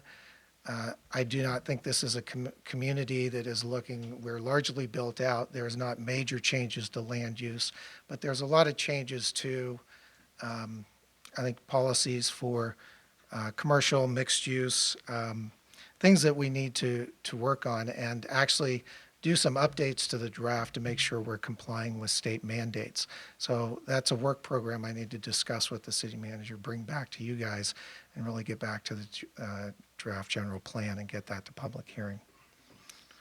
And that's it from me. Any Great. questions? Thank you, Neil. Any questions for Planning Director Toff? Do you think that's a record for 900 permits? Since we've been tracking, yeah, I think that is a record. Yeah. Oh, it's amazing. Well, you're certainly keeping busy. I've seen it. I've seen the counter. Every time I come in, there are people there. Yeah, I think our staff is really managing. It's not easy. There are times that it gets pretty intense up there.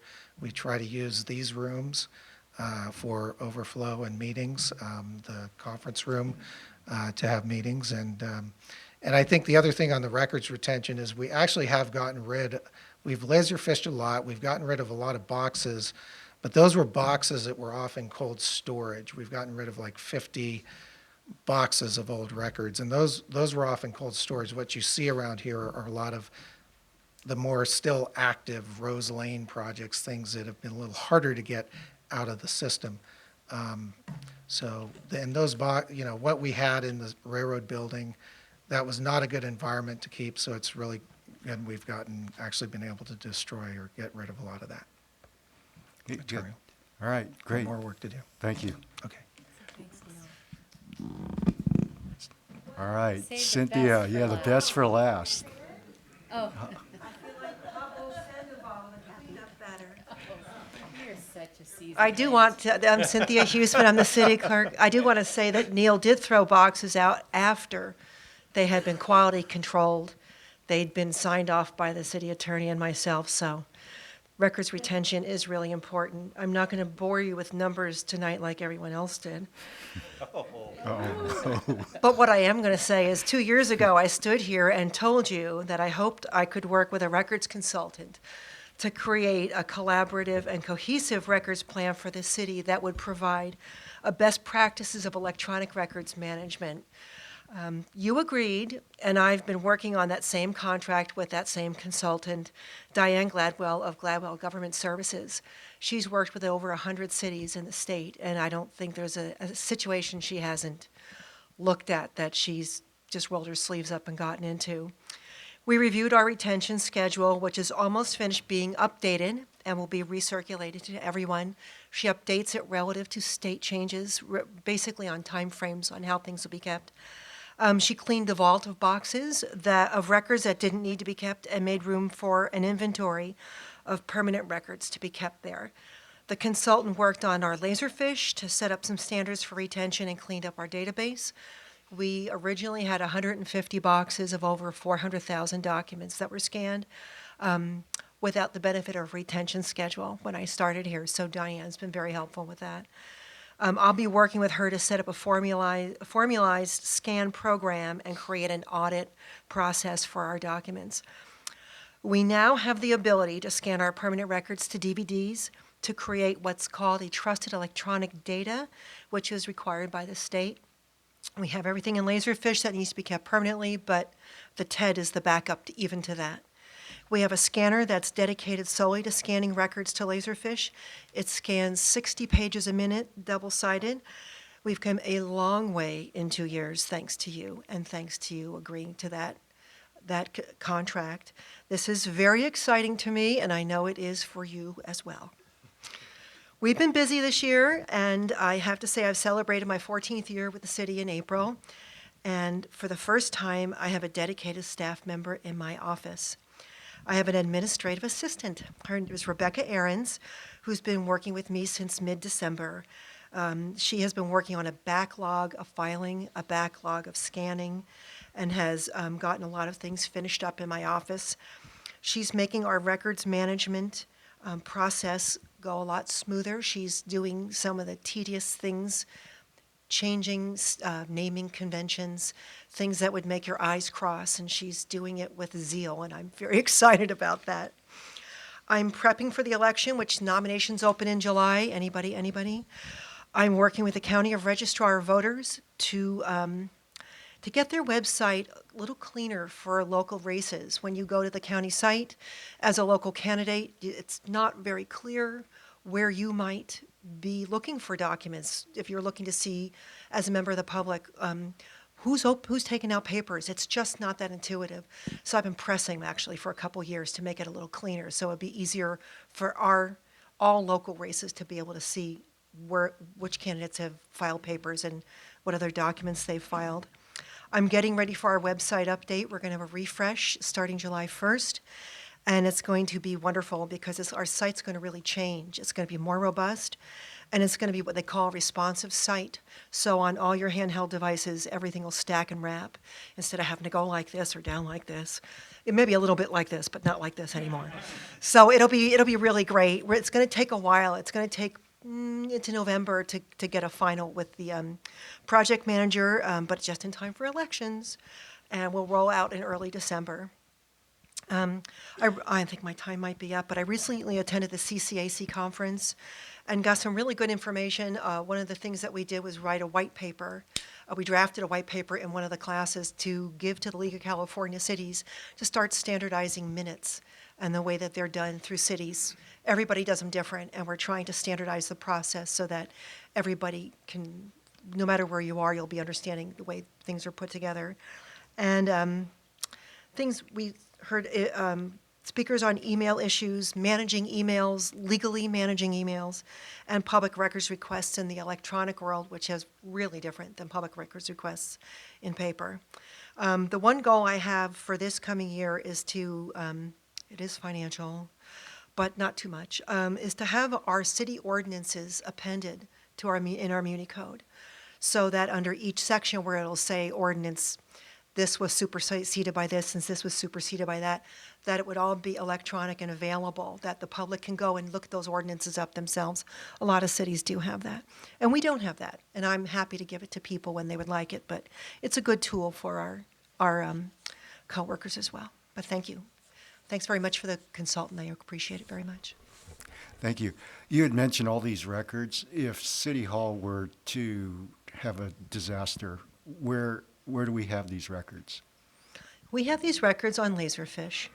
We have these records off-site in Laserfish.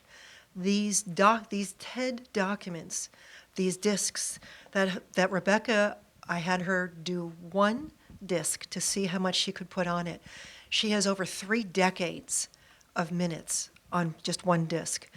The disc is created in something called Laserfish Plus so that you can take that disc home to your house and you can plug it into your computer and it'll open up in Laserfish fully in context, which is what we really needed. We had backup of old documents, and when you looked at it, you opened up Add Document and went, where does this go? What does this do?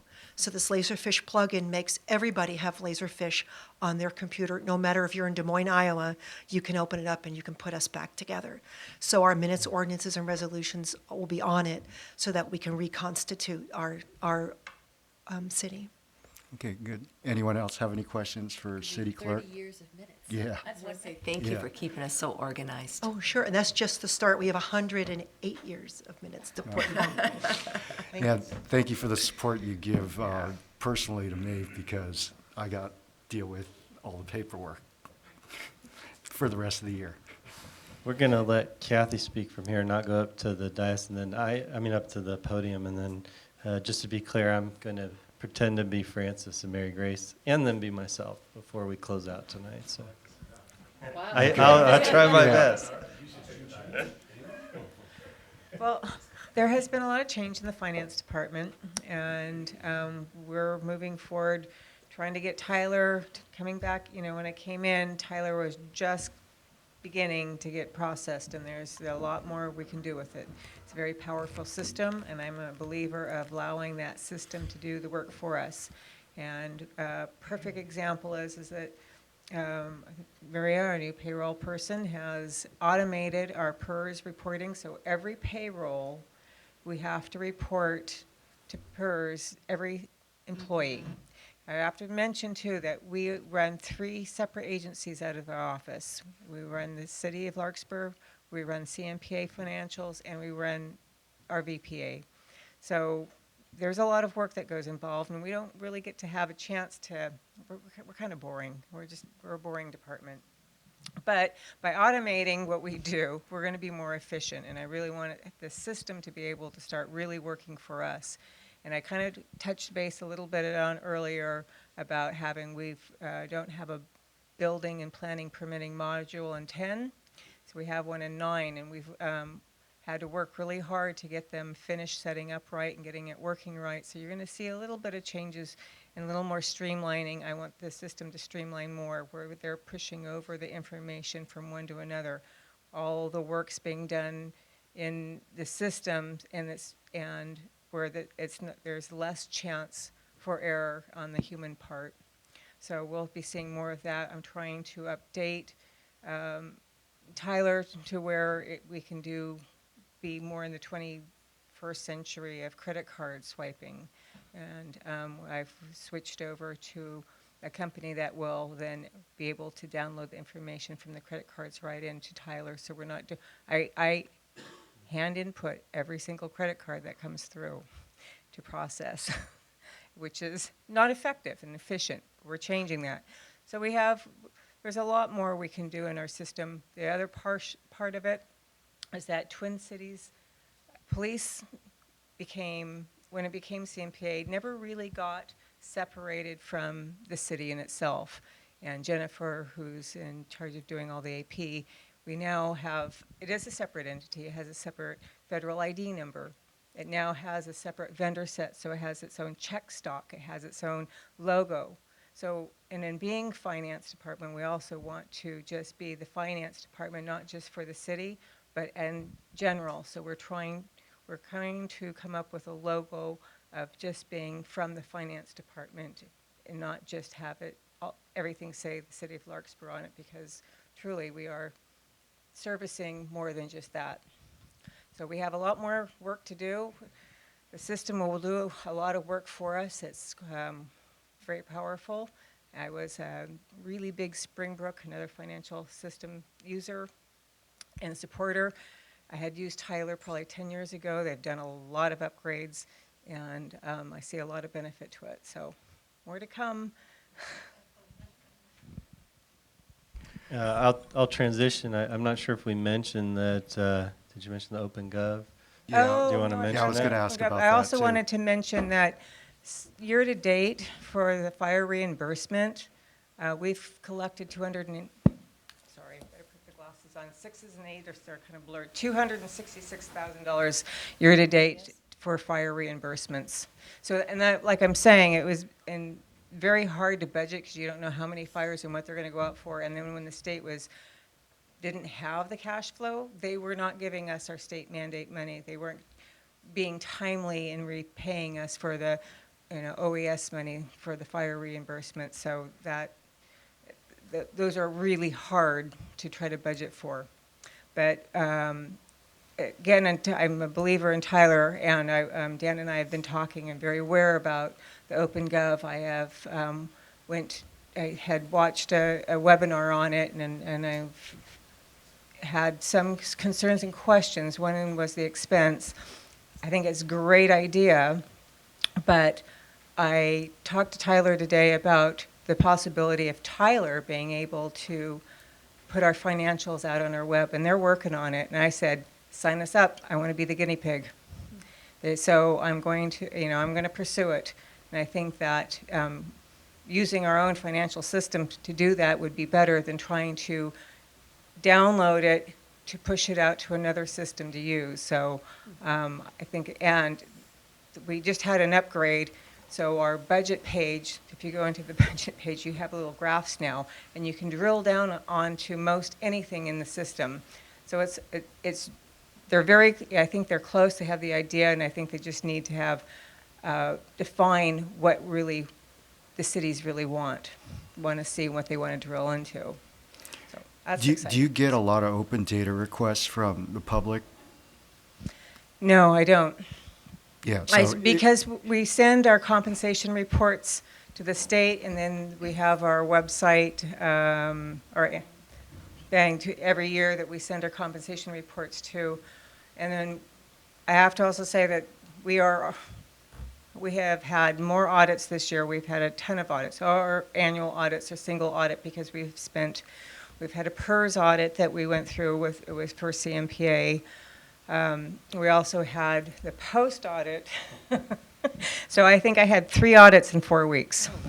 So we've been heavily looked at, but so with continually pushing out information, I don't get a lot of Public Records Request Act or a lot of public asking for information. Be happy to give them anything. Yeah, I mean, we've seen a dramatic improvement in the financial statement since you've been here, so we certainly appreciate that. Thank you. I think if you're working with Tyler, probably the best thing to keep them in line with is everything's about integration. So the ability to exchange information is probably going to be key to what their capabilities are. Right. I think that's a good segue to, I'm going to do the library, public works, and then my own part of the administrative unit, and keep myself on a short leash of time. Probably, if I'm channeling Frances Gordon, the library director, I'd like to add a little sass for her and say she is the essential department in the city, despite what these others think. So. But last year, Frances worked quite closely with me and then with her staff on projects to really start to define the regular staff's roles and responsibilities. And we brought to you an item back in 2014 that set up some new titles and some structure for them. What that's allowed Frances to do that's really reflected in the budget now is she's able to work with her day in, day out staff, our regular full-time staff, to have a structured schedule that deploys them with, I think, greater utilization, greater use of their time. And then they can pick and choose more strategically when to bring in part-time help. And I think that's really controlled and flattened out her extra costs in terms of her budget. So I think she's getting a better sense of what it really is going to take to run the operation here and someday in a new facility in terms of personnel. And I think a real testament to that is we've done some changes in her staff, and she promoted someone into a librarian position who had been in another position, and the staff took a look at the structure and said, we did make the right decisions. This is the right structure for us moving forward. And so we actually hope to be at full strength again in the library here shortly. We're in the process of trying to hire somebody now. And then in Public Works, I was really struck realizing the other day that of our now 11-person operation of regular employees, there's only, come July 1, there will only be 2 that were with us when I started with the city 5 years ago. So we've had some pretty serious turnover in that department. It's just sort of the way it played out. But what I really want to note for the council is that we've worked hard between the finance department and public works over the last couple of years to try to get as much costs out of the general fund as possible and move these costs into non-discretionary monies that come into us from the state or into grants whenever possible. And I think we've started to really make some inroads there, which is why we've been able to hold that operational budget relatively flat. Now what's challenging us, and something we'll be talking about, we've talked about it before, is the deferred maintenance is catching up with us, and we're working hard to figure out ways to address that. We've had a lot of success dealing with deferred maintenance over the last 18 months, I'd say, by pulling from these other sources of money, whether it's Measure C to deal with the roads or whether it's been some of the grants we've had where we've been able to identify the scope of the grant and include things we knew we needed to repair. That's only going to take us so far, and those big ticket general fund items are going to start to loom. And in fact, 2 that we're going to be really struggling with in the near future have to do with recreational issues. One is the all-weather field at Hall Middle School, which we have a partnership with the school district on, and the other is the playground at Piper Park. We have some money for that, but that's going to be a challenge on the Public Works budget to find those monies, because those are general fund monies that we're going to need to make those work. The other thing I want to note, Public Works is probably the department that always has the most dynamic changes in terms of budget and compliance issues that come up out of the blue. Both our public safety departments have that problem, but they have a little more predictability. Seems like Public Works, every time we catch our breath, some new state law kicks in and we have to figure out how to comply that. I want to thank the council on behalf of Public Works for the decision tonight to approve the new position that we have, the Public Works technician. I think this is a rare situation where one of the Larkspur departments has decided to try to be the trendsetter in Marin. We're the first to sort of try to figure out how we're going to have a storm water pollution prevention person, and that isn't a manager.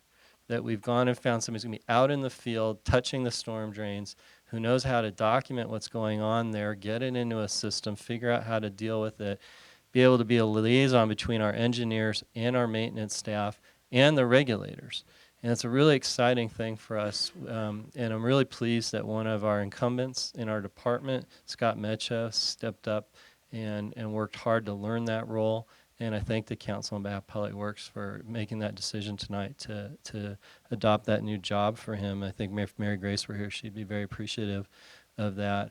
And frankly, all of our departments are running at 100. I know my statistician wife hates when I say this, but they're running at 150%.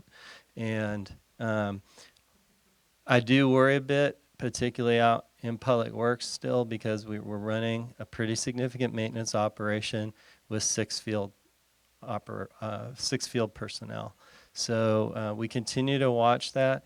We look for ways to maybe bring in partnerships, and I think that'll be a big theme in the coming months and years, are ways for us to kind of reduce some of that scope, because I worry that they're going to burn themselves out or something's going to go wrong out in the field, and that's never something you want to see happen. And I will tell you that Mary Grace will be here at your next meeting, and we'll do the CIP, and it'll take up a lot of your evening. So you have lots of chance to talk about all the fun and cool projects that we're doing around the city. And then in my own unit, in the budget item, the report I gave you, I would note that I did include some dollars to have a position. It'd be a 3/4 time position.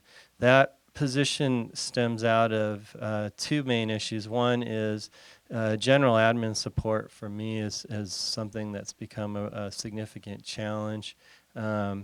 Frankly, when I got here, it was often the city clerk who had to sort of pick up some of that admin role. Well, as you heard tonight, Cynthia's got plenty to do. She doesn't need to be also doing general clerical admin for me.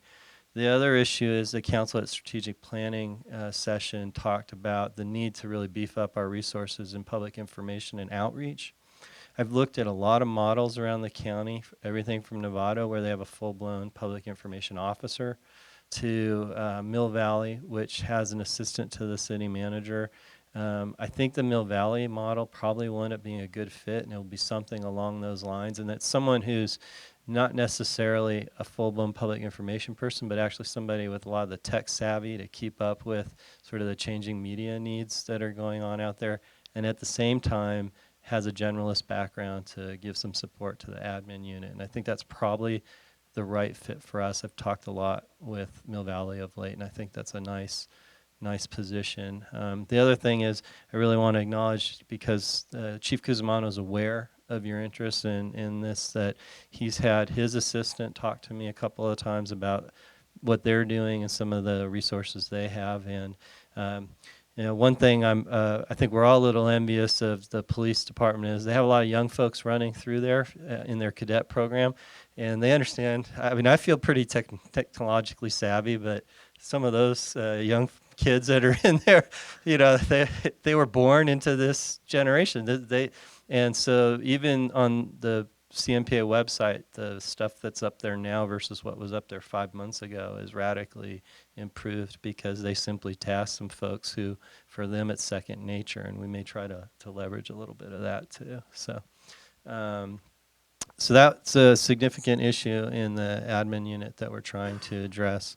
The only other thing I want to make the council aware of that is something we're sensitive to and need to deal with and just don't know how we're going to find it in the budget is this building and the building next door. As you heard the chief mention, these are pretty old buildings, and old buildings have old building problems, and these buildings are safe, but they're not going in the right direction. That deferred maintenance is catching up with these buildings. And as you've heard in other infrastructure discussions, once you start sliding down that slope, it gets really steep really fast. So we're trying to prevent hitting that really rapid descent into problems in the building. It can look old and tired, but we don't want it to be unsafe, and that's what we're trying to do. And I shouldn't say that. There's somebody watching who just probably didn't like what I said. It's quaint, and we love it. And I love this building. This is actually my favorite office building I've ever worked in. But it's could use a little TLC, and we're working on that. And we'll talk about this more in the budget session. I'll close with this. I'm very conscious of the need to preserve our cash flow and maintain the reserve policy. And because this was preliminary budget, we didn't get much in that detail, but we are confident we'll hit those goals this year. Okay, any questions of the city manager or our finance director?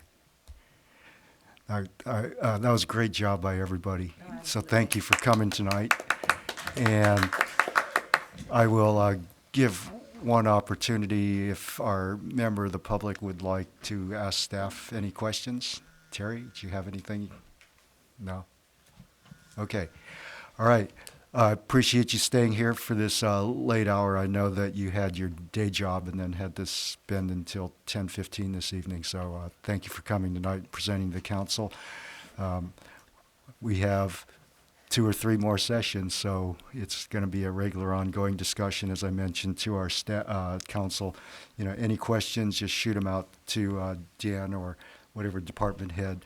I think we still have one more item related to the budget tonight, and you'd like some policy direction related to what to do about the bridge fund. Dan, would you like to address that or You have a the discussion option tonight. This is the appointment that you have the option to take this up tonight or defer to the future meeting. We have the vacancy on the Heritage. Yeah, also. Good night. I think that would probably be a better discussion with Councilmember Hilmer here as well, as far as the bridge fund goes. Oh, I'm sorry. I was sorry. Can that wait until June 3rd meeting? I think what I wanted to hear direction from the council about the bridge fund was whether you're comfortable with us presenting that. I mean, if it's not a discussion you even want to have, we understand. But if it's something you think is a reasonable thing for us to bring forward, we'd at least like to scope that out and bring it to you as a full-blown proposal.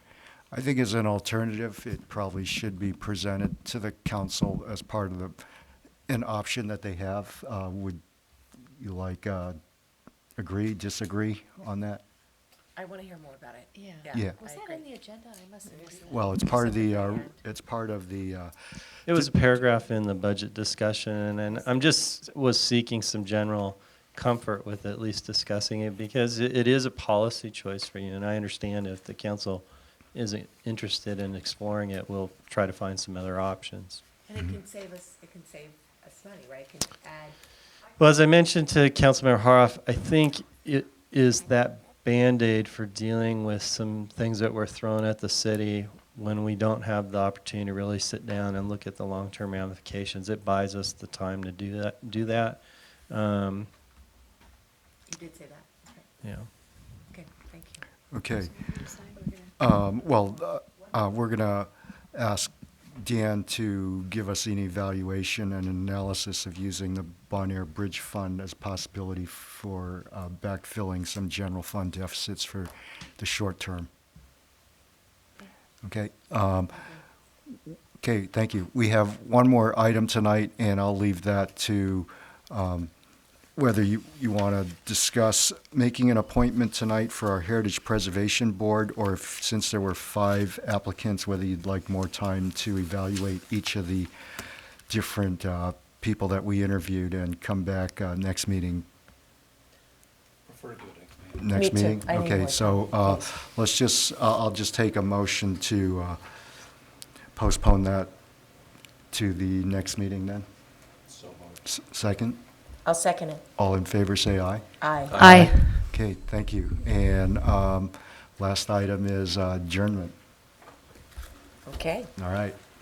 We're done. It is 10:20 in the evening, and we're going to close out this discussion. Thank you. How do you know that? Oh, really?